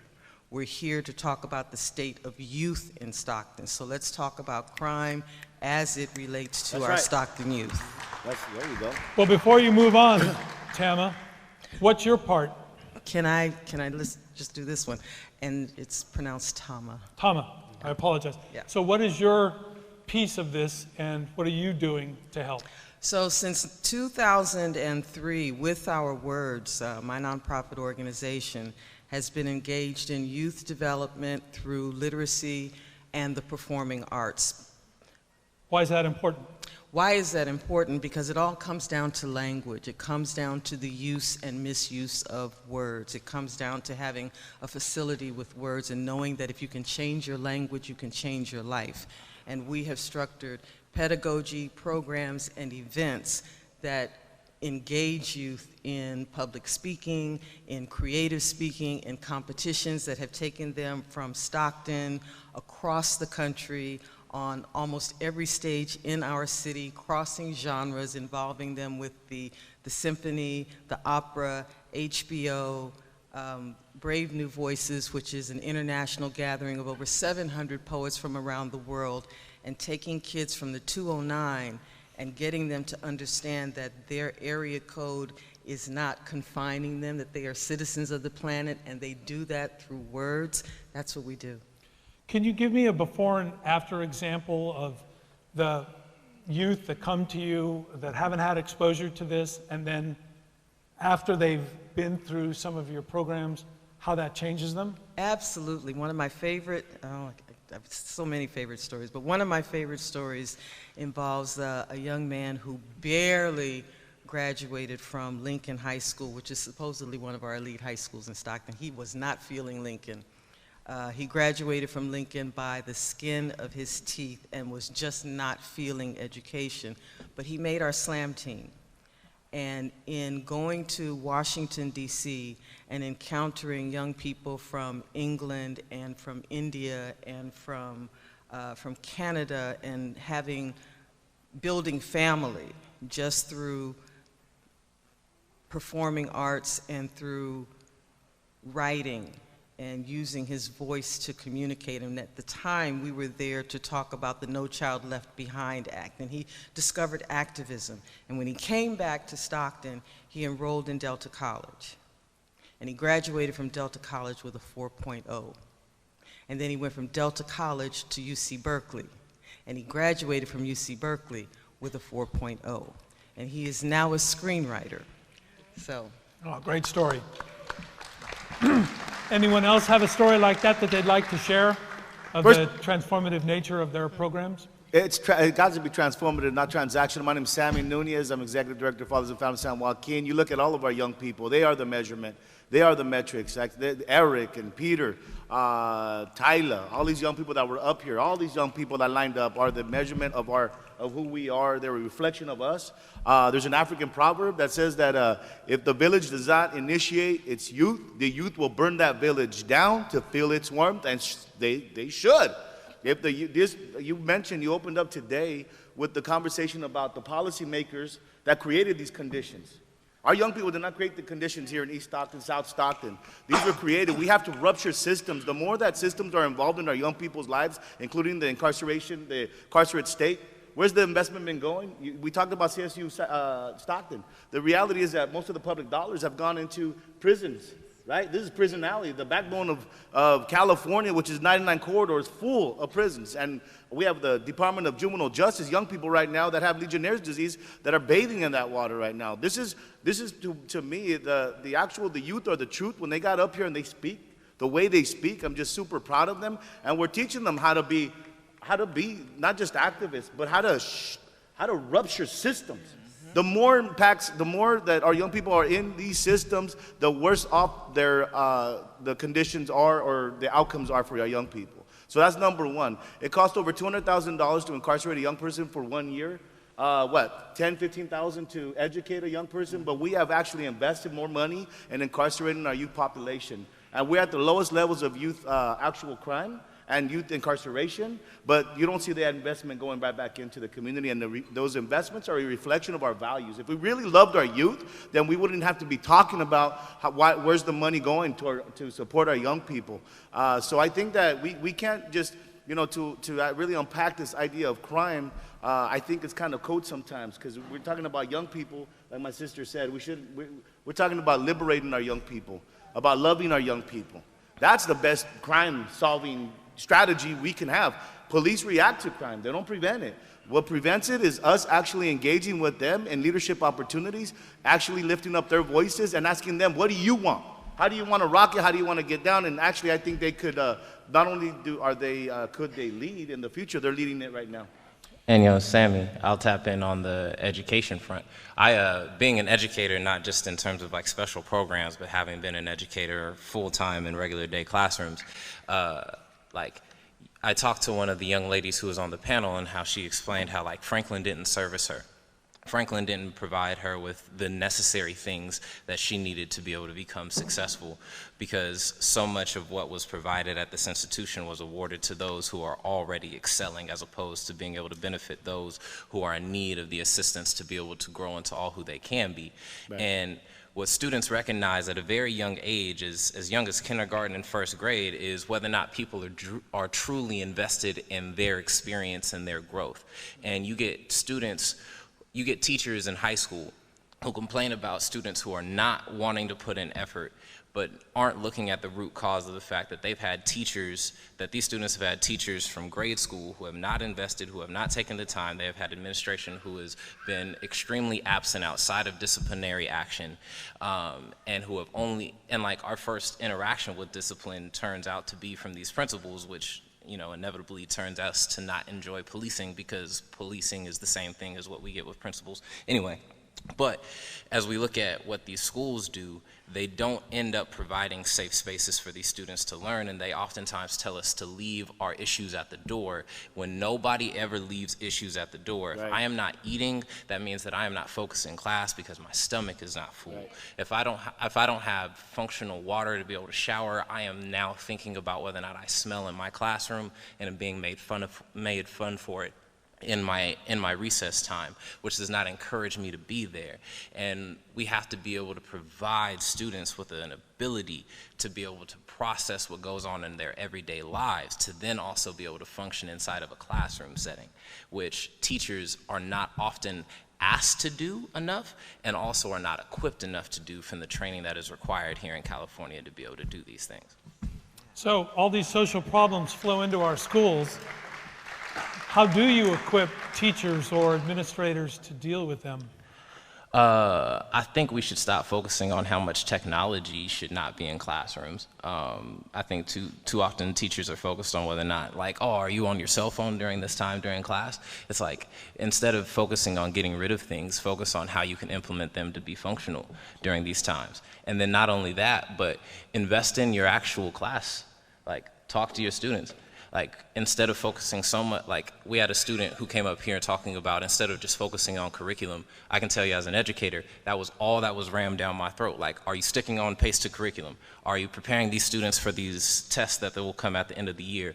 And we're providing this world with illiterate people to how to actually function in an everyday society that requires them to create, not just like constructively think, but creatively think, to be able to solve and deal with the world and its problems. Okay, speaking of that, then I have a couple questions for the panel.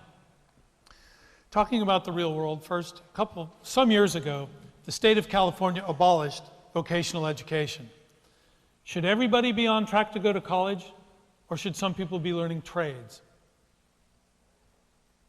I believe it's the student's choice. That's right. And should there be mentors in the schools to help them sort out which direction they might like to take, to apprise them of their options and match their skills? Or is the system inherently unfair enough to do that? Because that's why vocational education was abolished in the first place. I'm gonna speak to that, and I want to reiterate Brandon's point that it should be the young person's choice. But just like in anything else, when our young people are in school, they don't really care how much people know until they know that those people care. So when you're asking, should there be mentors in school, there should be people in school building those relationships with them, people that they can trust and go to, who know where the resources are, who can help them to navigate a system that's really not designed to help them while we try to fix that broken system. So it needs to be their choice, but there needs to be someone there that they feel that they have a relationship with, if they are in that situation that they need to be guided. We should not, feel like we need to to create a caste system and decide you can go to college and you cannot, but we should at the same time make sure that those young people have someone that they feel like they can trust, who can make sure that they have all those options available to them. Yeah, we want to be sensitive to what you said about the caste system. On the other hand, I know a lot of people my age who are retiring as electricians and other forms of contractors, and they can't sell their business. Because when California abolished vocational education, they didn't train another generation of electricians and other tradespeople. The people that you look for in the phone book or, you know, those online lists to come over and do absolutely important stuff for your house, they're struggling to fill the ranks of those anymore. So I think if you could take the, I don't want to say racism, but yeah, it was that too, the caste system out and realize that some people are smart with their heads and some people are smart with their hands. I don't know if I'm smart with either, but I know I'm not smart with my hands. I should never have gone into voc ed. So what are your thoughts on that? Well, I think you make a good point that we need to make sure that those options are available. And so when you say there's systematic things and there's implicit bias in things, and our kids get directed and told, you know, you should go to junior college even if they do qualify to go to college, or you're doing, you know, you're doing okay, you're going to pass, well, D is passing. I don't think being a lawyer is really for you. Right, yeah. there's all of that. And so at the same time, I hear what you're saying. When we talk about having mentors and people they trust and things that we can expose them to in our schools, the adults that are sitting here, we know the system is broken, and our young people know the system is broken as well. And that's why we create so many opportunities for them to lead for themselves and really showing them how to discover the opportunities that they want. And so if they want to go that route, we want them to go that route, but it's not up to us to push them that route. Sure. So I hear your point in regards to, you know, people not being able to sell their business and career technical education and to being the trades, taken out. Trades are honorable. Trades are honorable occupations. Right. And you know, you can make a good living. So they're not to be looked down on. We're not doing that. Well, I'm going to speak for Sow a Seed. We don't look down on the trades. We make sure that our young people are connected to as many opportunities as possible through our organizations, including the trades. And we bring those people in. So I'm sorry, go ahead. But no, on my end, I think one of the main reasons why that inevitably ended up happening was because of the racism behind the legislation behind that, was the idea that we ended up pushing minority people into positions where they could no longer become entrepreneurial concepts, but instead they were forced to become employees under these guidelines of what was happening. And now what's happening is we have the same thing occurring just in different ways, as we talked about with like junior colleges versus going to four-year universities. We see it in the redlining of districts and how taxes are funded. I mean, if you look at Lincoln Unified School District at all, it's an extremely racist concept to have in our city just in general, that this entire district contains about like 80% of our wealth in the town. But anyway, as we talk about these ideas and constructs about like encouraging youth to be able to take vocational jobs, it is extremely valuable because we don't have enough plumbers and electricians. We don't have enough people filling in these positions to be mechanics. And if that is a true desire of yours, then pursue after it, chase it.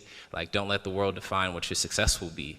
But also at the same time, if your success is found inside of a classroom in terms of becoming a biologist, a theologian, whatever you elect to be, then choose that for yourself. And it's up for us as an institution to be able to provide all resources for that. So I would agree that we need to have more vocational studies, but not at the sacrifice of providing what we already provide to the students and increasing what we provide for students in terms of literacy and especially STEM, being able to provide students to be able to grow in the technology world, because soon that's going to be what ends up ruling all of our jobs anyway. I'd like to respond to something that you said. I don't disagree exactly, but you had said that the Lincoln Unified is kind of a racist by design school district. I'd like to remark on that. You know, it's often said that there's there's a North Stockton and there's a South Stockton, and that there's an economic stratification between those two. That's not accurate. Stockton is actually divided into 4 quadrants. The northeast quadrant, the 1/4 of Stockton that's up there in the northeast, has all the diplomas, has all the expendable income, like you said, has all the wealth. Any school district drawn in that northwest quadrant is going to have a higher median income than the rest of the town. Now, the northeast quadrant, as well as the 2 quadrants in South Stockton, are also economically disadvantaged. One of the reasons that I keep harping on a California State University Stockton is so that the rest of that other parts of Stockton have the diplomas as well. So that the wealth is not all concentrated in the northwest quadrant, but spread throughout the city. And that opportunity and the opportunity for high-paying 21st century jobs is available to everybody in every part of Stockton, and that the wealth and therefore the power is not just cloistered in this one part of town. Anyway, agree or disagree? Panels? I want to take it back to crime, because the crime that hasn't been addressed is really the crime that has been put upon our city, and why our city is the way it is the way rich developers have divided our city to ensure that certain communities won't have the same resources than others. And we've seen this through, of course, redlining, the creation of communities that have their own school districts, which means that those developers actually profit by ensuring that Stockton Unified never be the best district in our community. Why do we have Manteca Unified in Stockton? Why do we have Lodi Unified in Stockton? Why do we have Lincoln Unified in Stockton? When you don't see Stockton Unified in Lodi, right? And so if you build 2 houses and you build one house, and they're exactly the same, you build one house in the SUSD district, and then you build one house in Lincoln Unified district, Lincoln Unified is going to have a higher property value, right? And so we've segregated ourselves in this way, or at least developers have done that, and they profited from it. They profited by making sure our community is the way it is.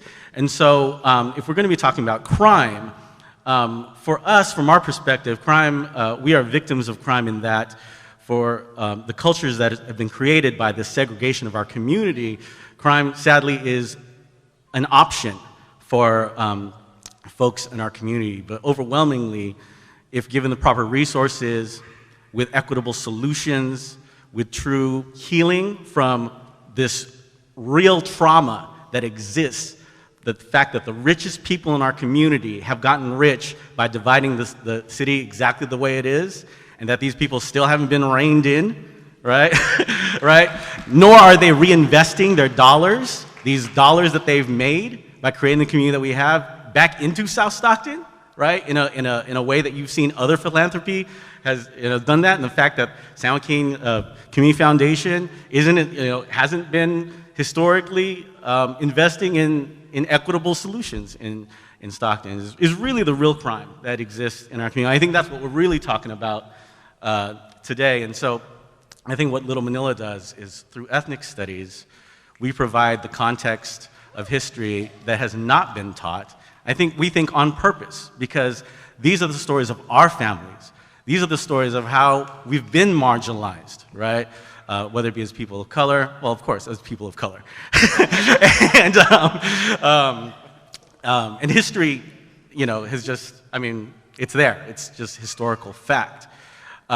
We are nowhere close to creating equitable solutions in our community.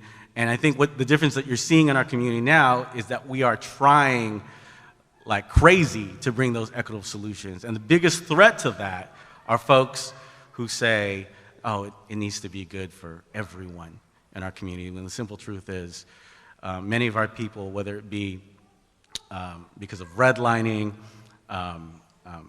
because of colonization, because of slavery, all these things add up to who we are today. And there's a lot that we have to do. But really, everyone has to play a role in bringing equitable solutions. So Dylan, or any panelist, have you read Stockton's General Plan 2040, and do you think that it addresses these geographic inequities, or do you think it perpetuates them? Are we moving in the right direction or the wrong direction?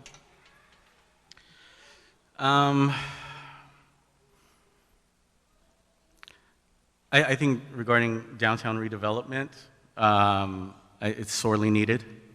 Sorely needed, right? Obviously, You know, it's always been. Dylan, I asked you a question and now I'm interrupting, so I apologize. Sure. But let me just give the panel this background and you this background. The General Plan 2040, the plan for the city, the blueprint for the city between now and then, is a departure from general plans of the past. I'm not saying it's good, I'm not saying it's bad, but it's different. And the way that it's different is that it's all about something called infill. It does not allow sprawl, except for the sprawl, and there's lots of it, that was already approved by previous councils. It draws a line at 8 Mile Road and says we're not going to grow beyond there unless there's an extraordinary job generator, like a Tesla plant or a CSU Stockton. It requires 14,000 housing units to be built within the city limits and focuses more on the health of existing neighborhoods and the downtown area. So, Dylan, with that background, what's your perspective on the general plan? Sure. Well, back in 2003, Little Manila Rising was the only, well, no, it was one of the groups that successfully stopped the demolition. You know, at the height of, Stockton was the fastest growing city in America at the time.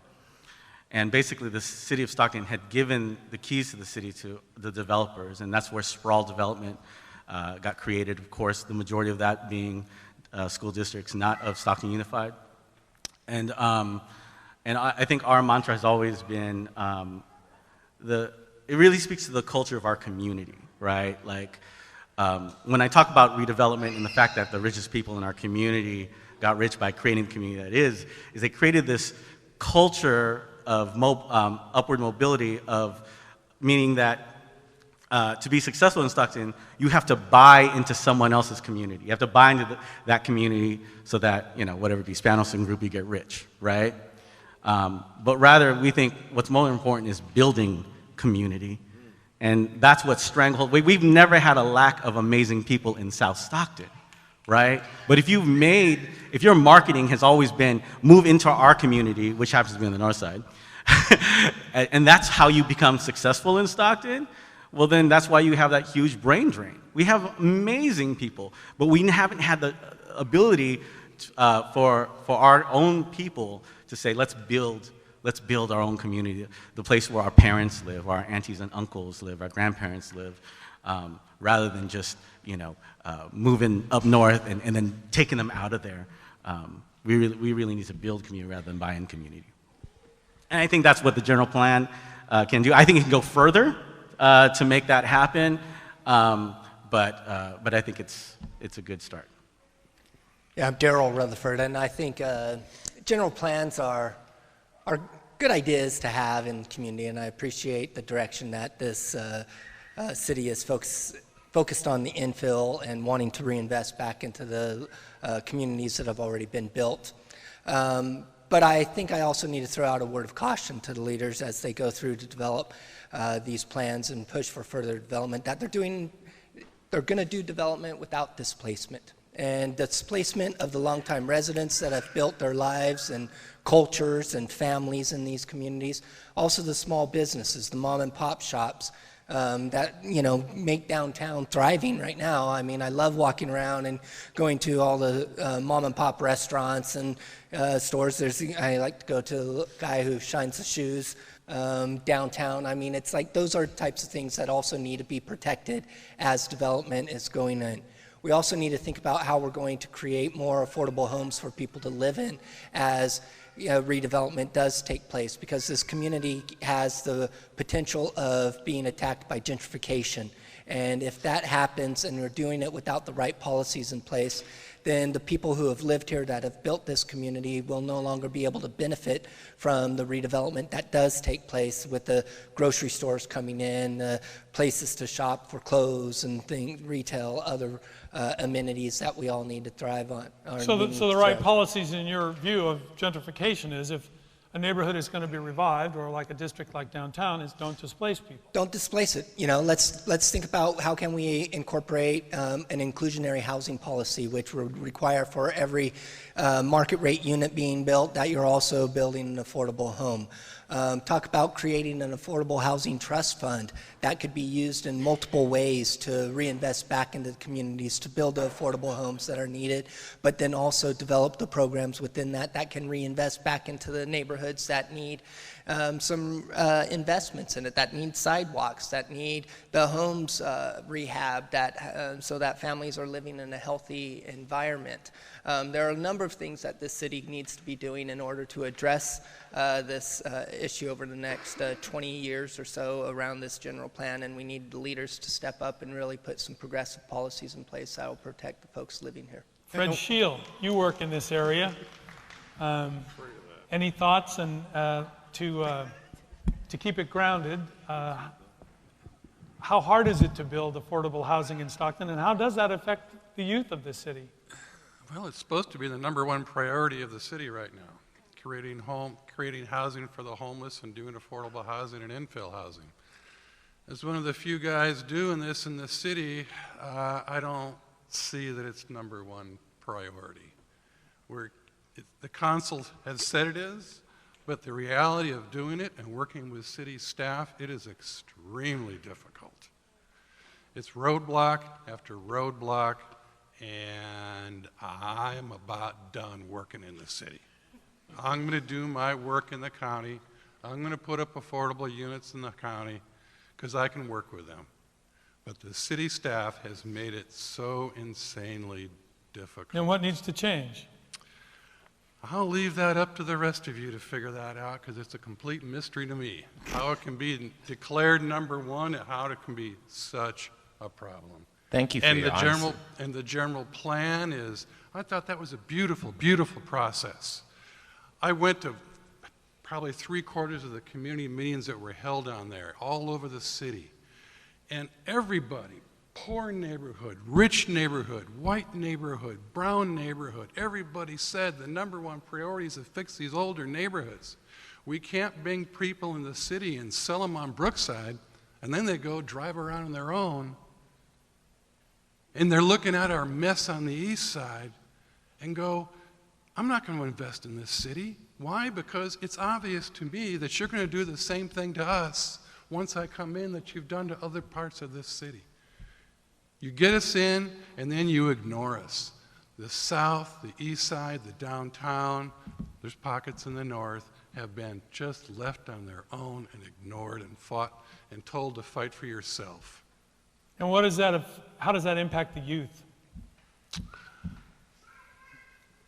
Slightly off the subject, but not. I like the gentleman who was talking about dealing with the Stockton police officers downtown.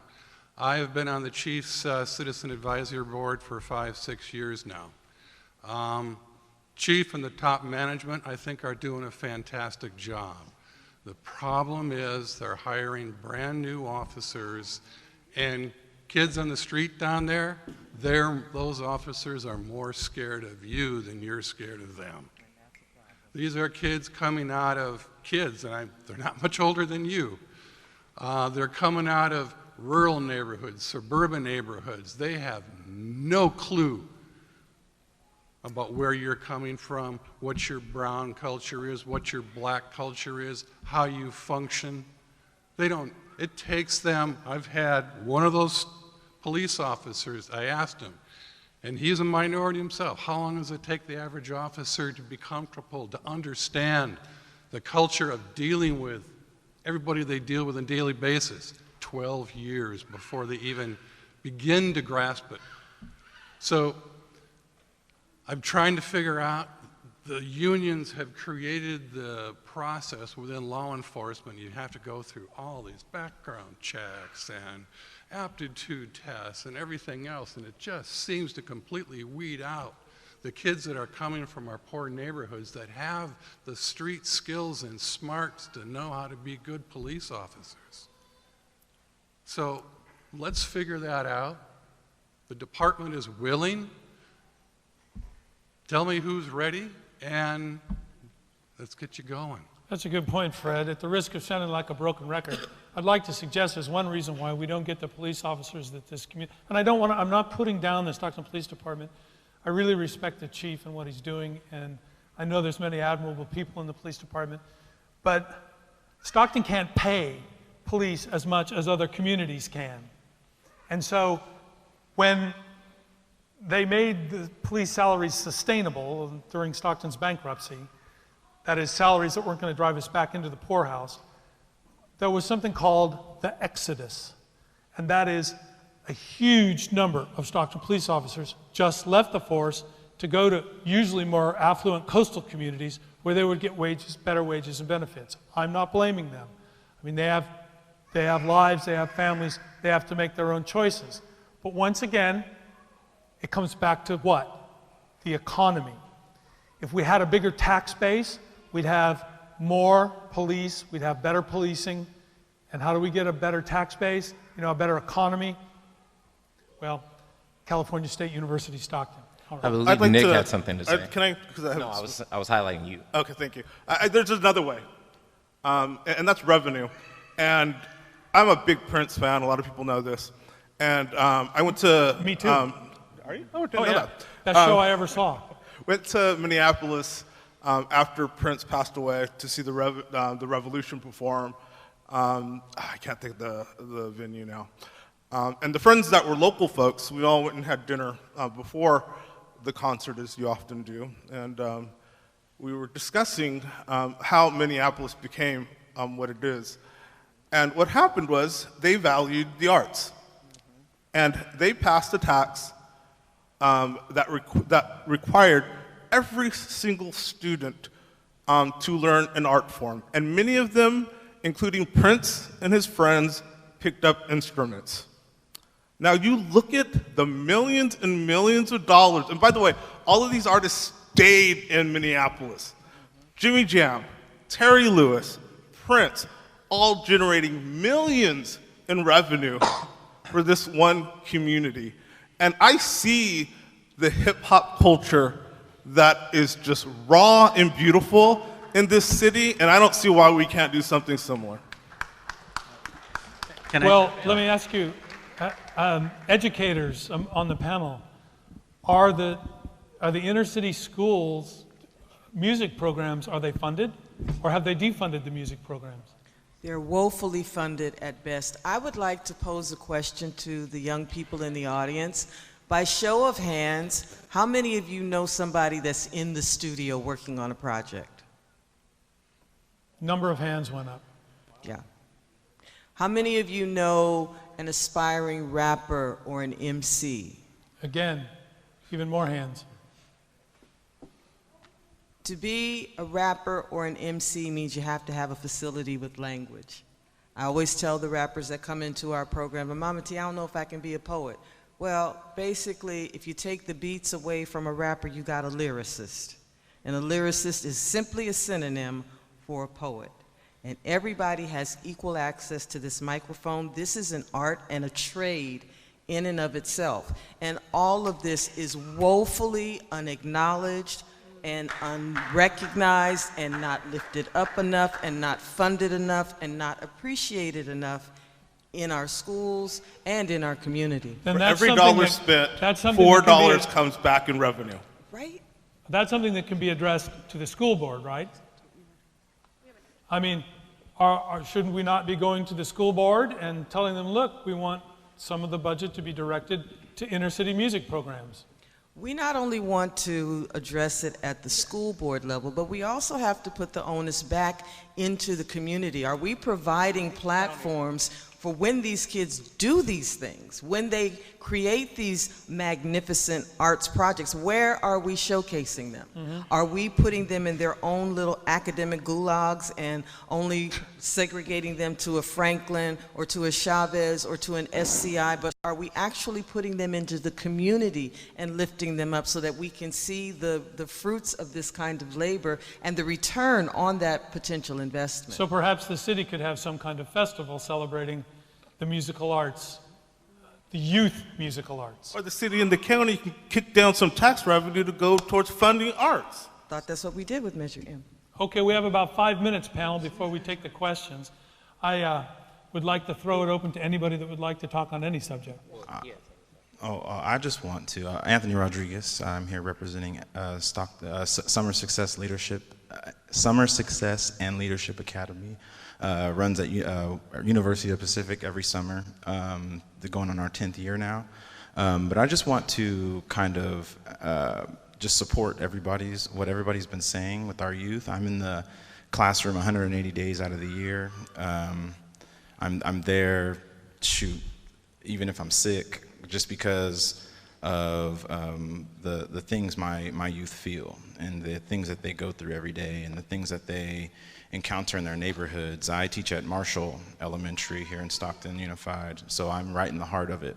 And I think one of the things that I can really say in regards to like our students and like something that they need is they need to be connected to all these people. They need to be exposed to everything that these people do on this panel. They need to understand the choices that are out there for them and the things that are available to them in the community. But not only that, but also how the community feels about them and what the community wants them to achieve as well.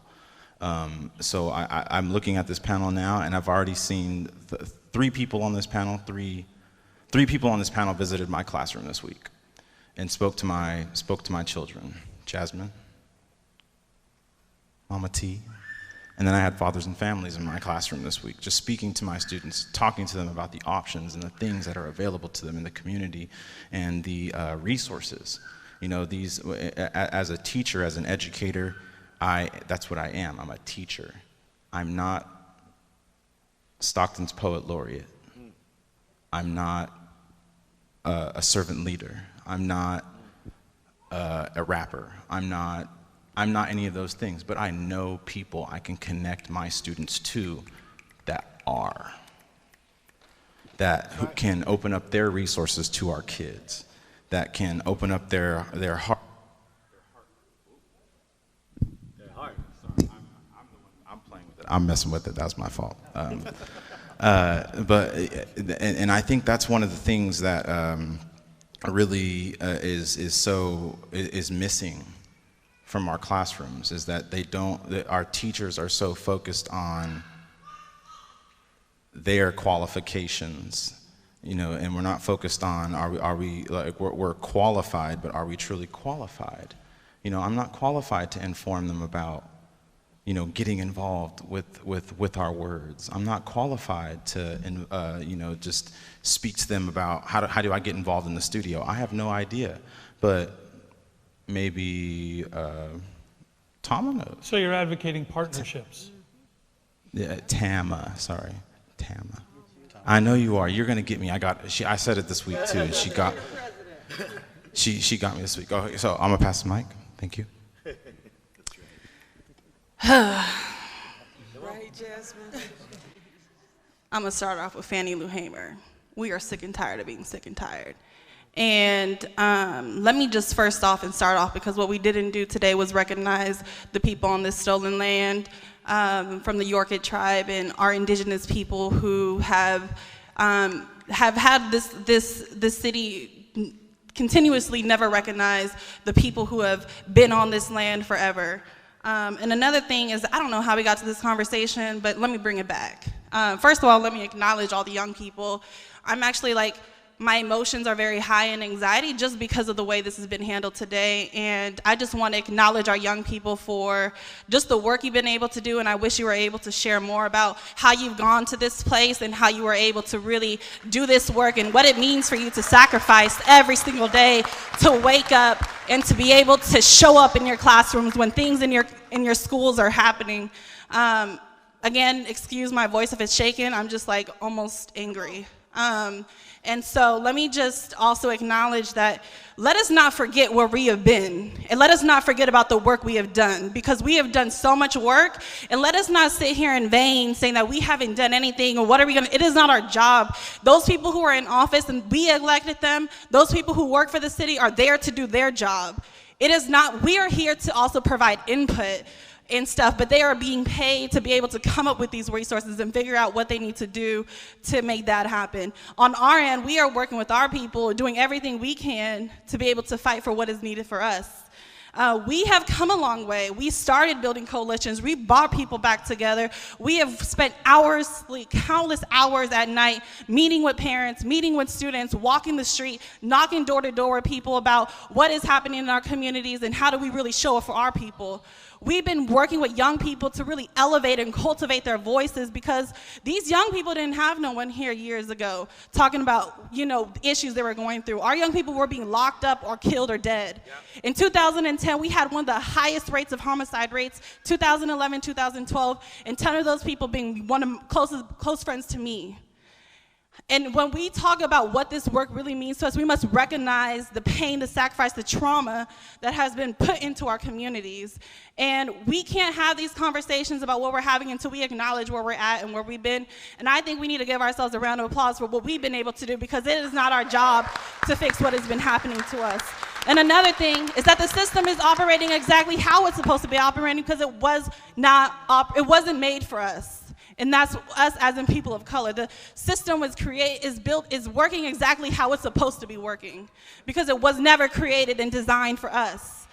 And what we also need to recognize is that we have been advocating at school boards, we've been going to school districts for decades talking about the need for access to counselors, the need to disrupt the school to prison pipeline, the need for restorative justice in our schools, the need for ethnic studies, the need for additional teachers, lower classrooms, more pay for teachers, more salary to folks to be able to show up in our class. We have been doing that fight for years, and we are continuously to do this fight for years. And what we must acknowledge is that we're in a different place where we were back from 2012, 2013.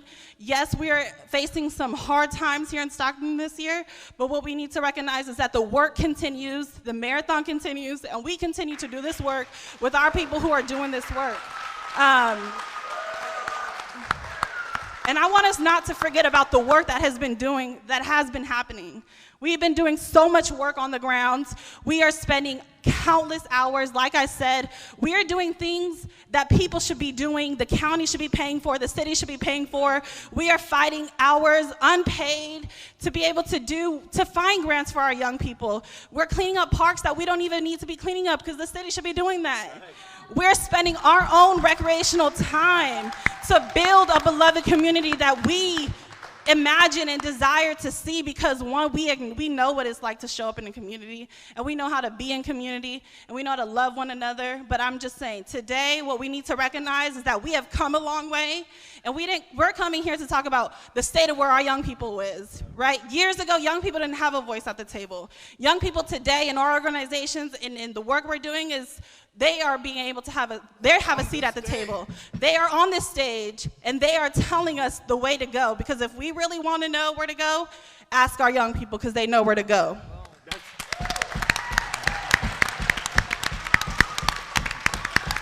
Thank you.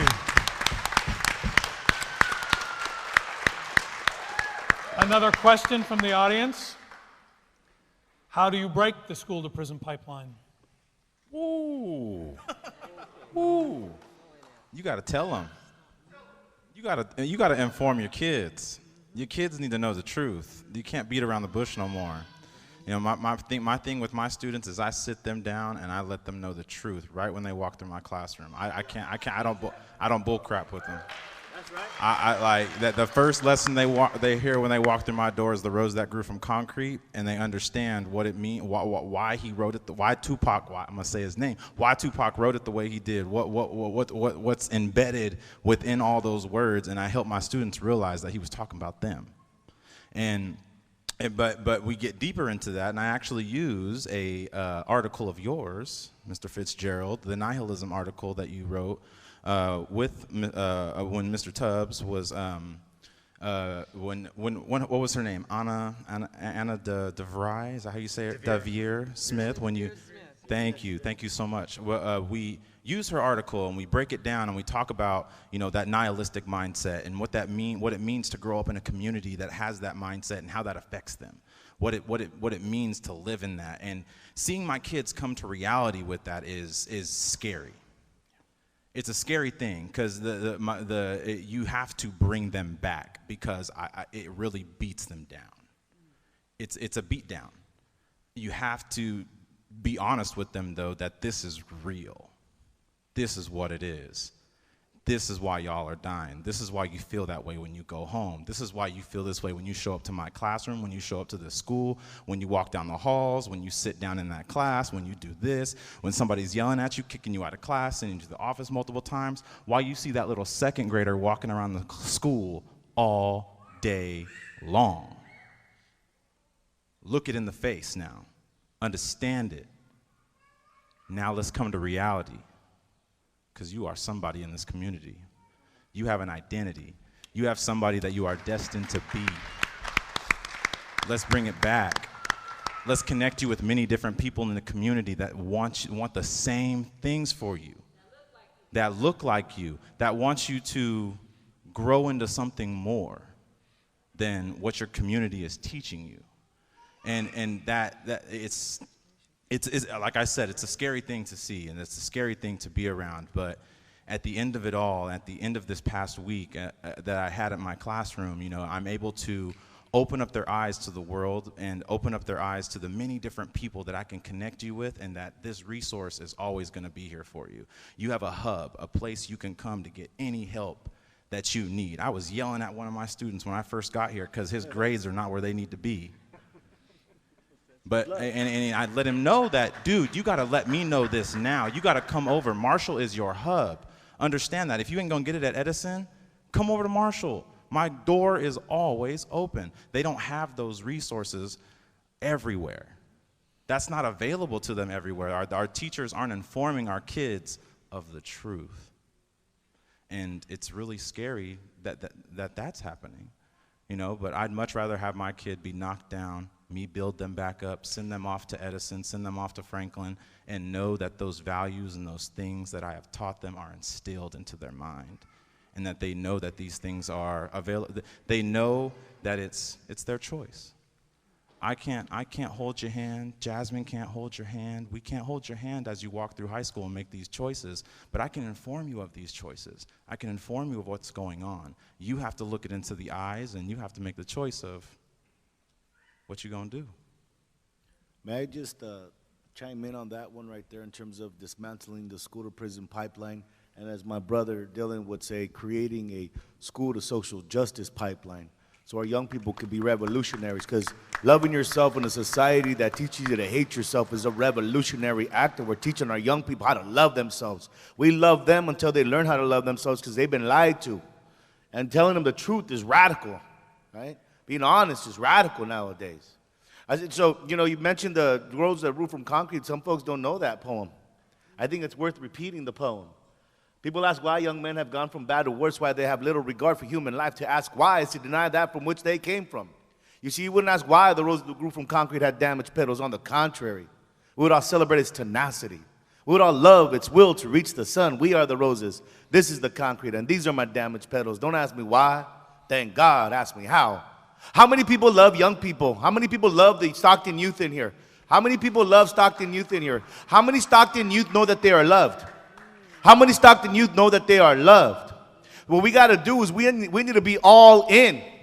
We need to be all in with our young people. Ride or die with our young people. We're going to show up for our young people. We're going to tell them that they're a irreplaceable special gift to us. That's what they need to hear repeatedly. And the only way we can do that is by showing up and being all in. Go ahead.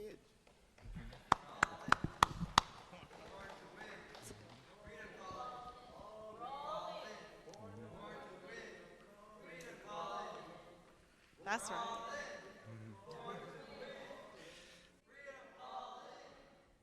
Stockton. Stockton. Stockton. Stockton. Rise up. Rise up. Rise up. As one. As one. As one. That's how we dismantle the school-to-prison pipeline and make sure our babies have the best of the best that they have not been afforded up until now. That's why we stand in the margins with them. Thank you. Let's have a big hand for our panel. There is some real passion there. Panel, I'd like to thank you so much for your passion and your commitment to Stockton. It is an honor to stand on this stage with people who are making a difference as you do with the most important people in the world, the youth of Stockton. Thank you so much. Let's have another hand for them, please. Take a selfie.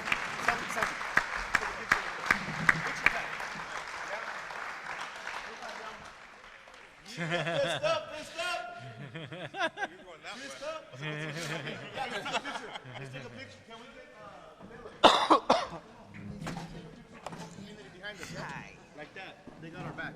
Come on this side. I think there's still something.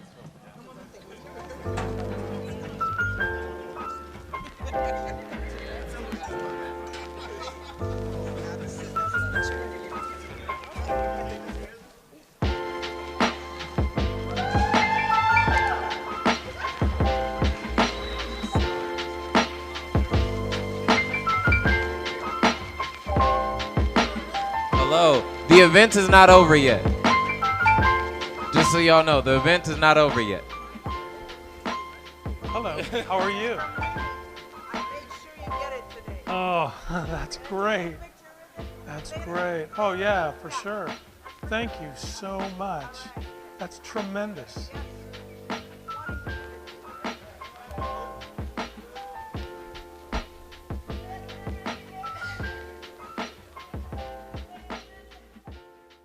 You're listening to Voices of the Community, which explores critical issues facing Northern California communities. This is George Koster, your host, and if you're just joining us, in this episode we're discussing the reinvention of the City of Stockton, California at our State of Our Youth, a Stockton Townhall Meeting.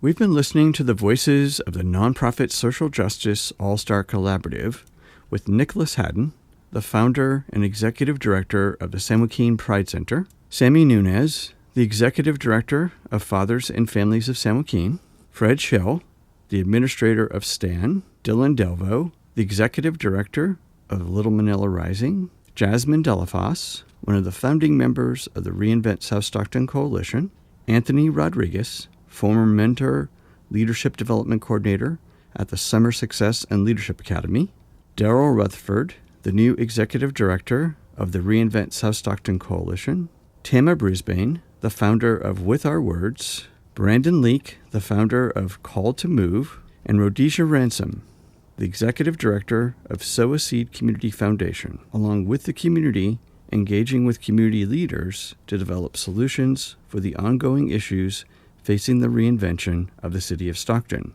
One of the outcomes from the nonprofit social justice all-star collaborative's work with the San Joaquin County Youth Council is the development of a youth manifesto. The manifesto is a collective, groundbreaking pledge towards equity and resilience for Stockton's area's youth. Let's get back to the show to hear Tama Brisbane present the manifesto with youth leaders.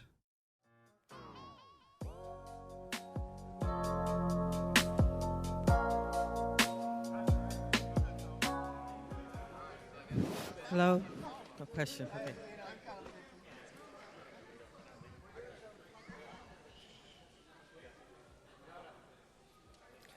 So let's get into another part of our program, scheduled and important.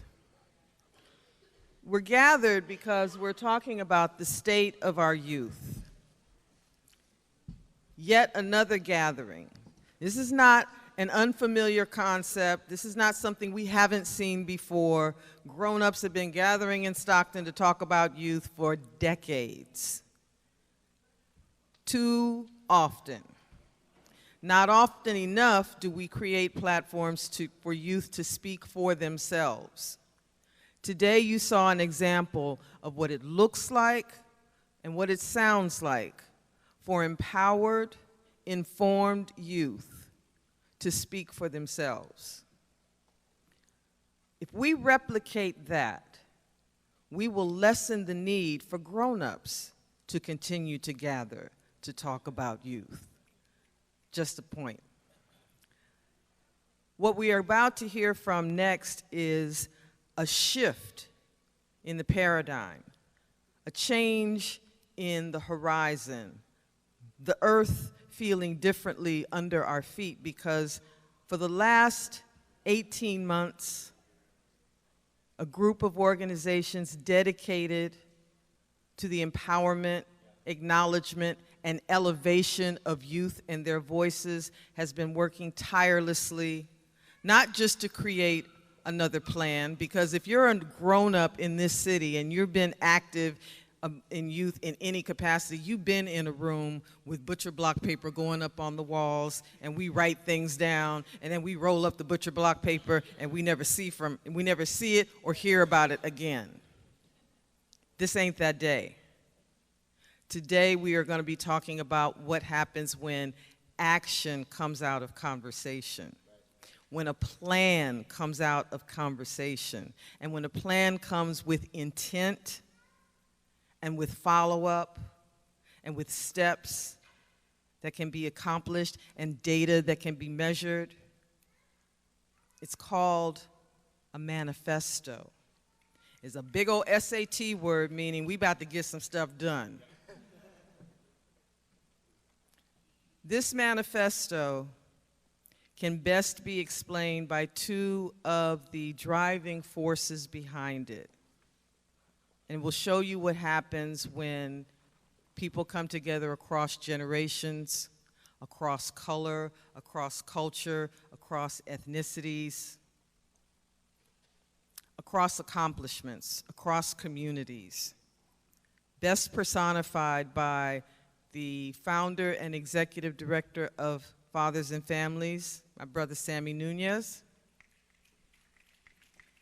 and also by our city council person from the city of Tracy and the founder of Sow a Seed, soon to be advancing to yet another elected office. Please welcome Ms. Rhodesia Ransom.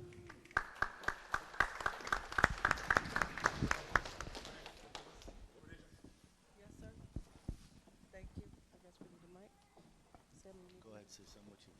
Lead us off. All right. So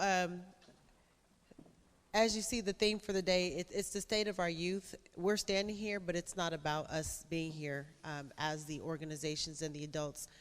Really, we're here because we want to give our youth an opportunity to be helped and to be heard.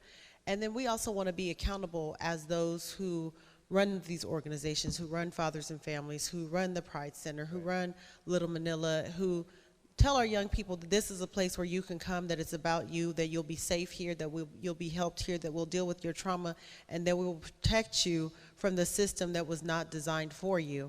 And so what the manifesto is about, it's us coming together with the stories of our youth, with the pain of our youth, with the triumphs of our youth, and really putting pen to paper to say, what does it mean for them to be resilient? What does it mean for them to be protected? What does it mean for them to have a way, no matter what their zip code is, no matter what their experiences are in this community, how do we connect them? And then how do we, not just today, as Ms. Thama mentioned, roll up the butcher paper, but how do we put pen to paper and then follow through? And we've taken a lot of time, and we had to check ourselves. We had to stop midway and go, wait, where are the young people? Because we were bringing your stories into our boardroom, but you weren't there. And so our manifesto is about bringing the young people along with us as we move to change the stories of Stockton. I'm not from Stockton. I've had the pleasure of working in Stockton because the organization Sow a Seed works in the schools. And I'll be honest, when I came here, I said, we've been doing this work all over the place. They invited us to Stockton. And I'll tell you, the stories of Stockton are different than the stories of Tracy, the stories of Manteca. And I had to step back and really trust the people that I work with here in this community, because I can't come and tell you how to solve your problems, but I can show you where the system will fail you, and I can work with you to change those systems. And so our manifesto is about changing systems. Our manifesto is about educating you and giving you the game about how the system works so that you don't fall in the traps of the system. And so I'm going to go ahead and let Sammy says all of this way better than I do, but the one thing that Sammy says all the time, and it's true for young people, it's true for adults, it's nothing about us without us, and the Youth Manifesto is about you, and we're going to do that with you. We're going to deliver that with you, and it's really about working to help change the trajectory and to really make an investment not just with our words, no pun intended, Mama Tama, not just with our words, but with our actions. And so that's what our manifesto, the Youth Manifesto, is all about. First of all, can we just hear it for Miss Rhodesia Ransom? This sister right here, she's amazing. I love her tremendously. But I'm going to tell you, we've had conflict. We've had conflict in our group, but I love these people, Dylan and Nicholas and Daryl and Jasmine and all those folks that have participated, because you know what? We show up and we show love. And that's the most important thing.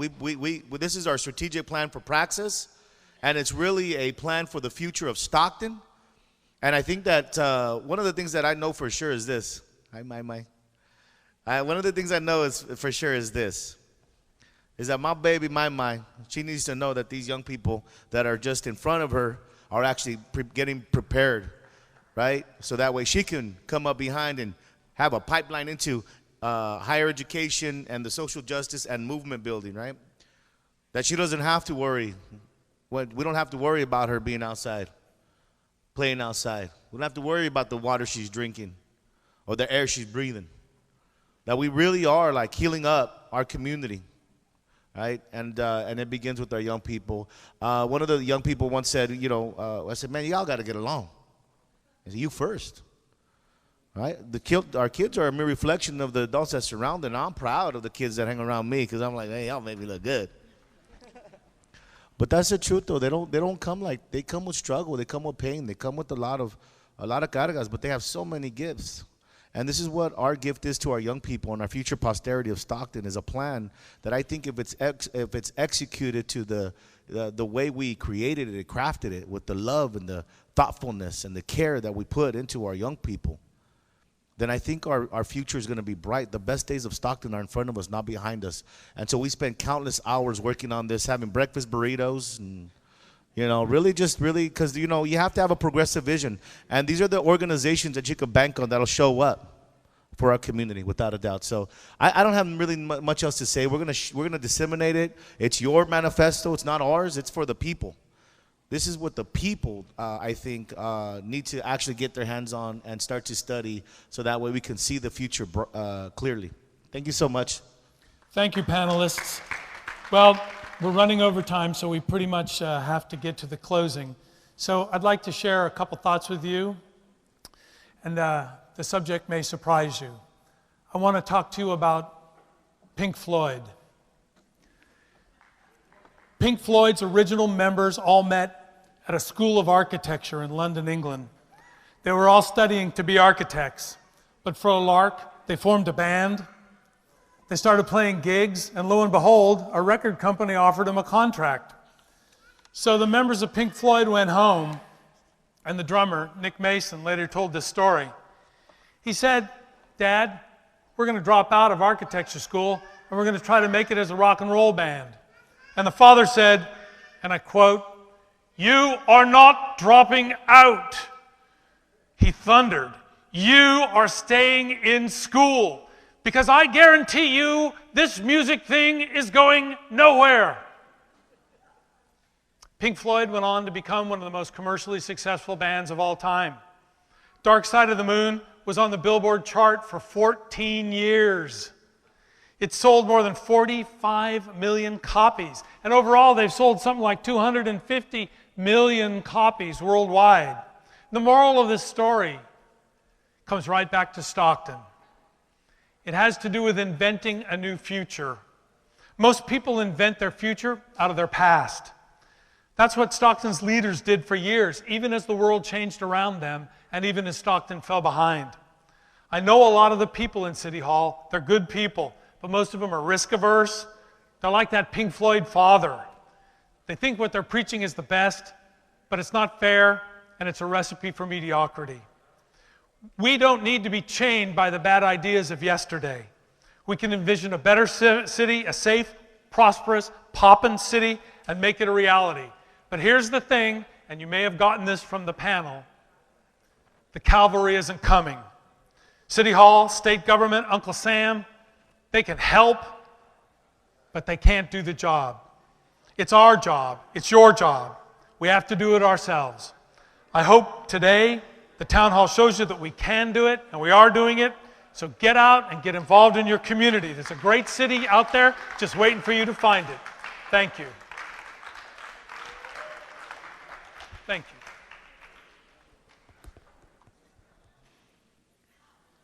you. Being born and raised in Southside Stockton, I can most certainly discuss all of the issues in which we've talked about here.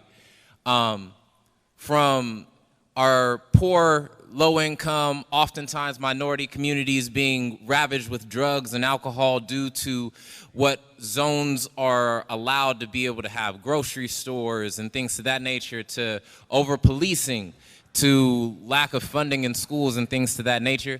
But I think one of the most beautiful things that we can talk about today as well is exactly what Jasmine was talking about, is the fact that we have really grown and progressed so much from where we once were and who we are continuing to become. And so I have a poem for you all today entitled Mudville. The reason why is because that is our city nickname, if you don't know that. And I think it's really fitting because so oftentimes people hate the mud, especially us, uppity adults.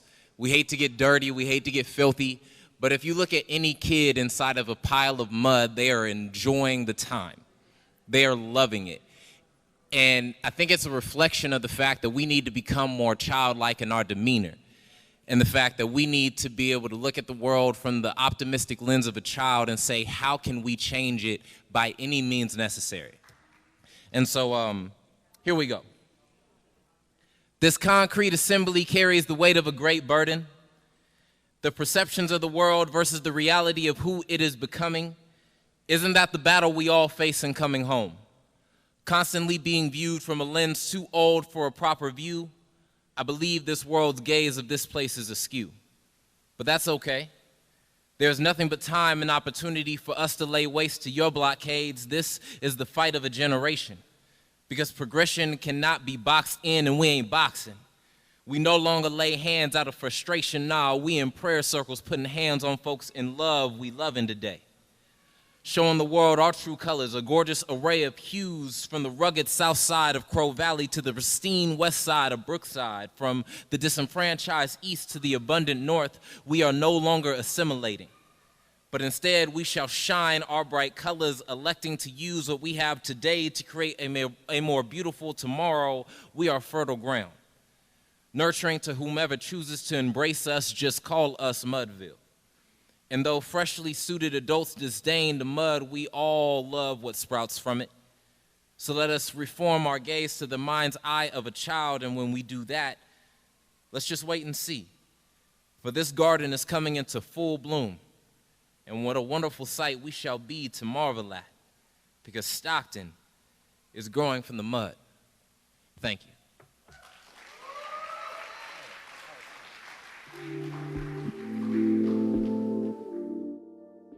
That's it for this special live event, The State of Our Youth, a Stockton Townhall Meeting, long-form episode of Voices of the Community.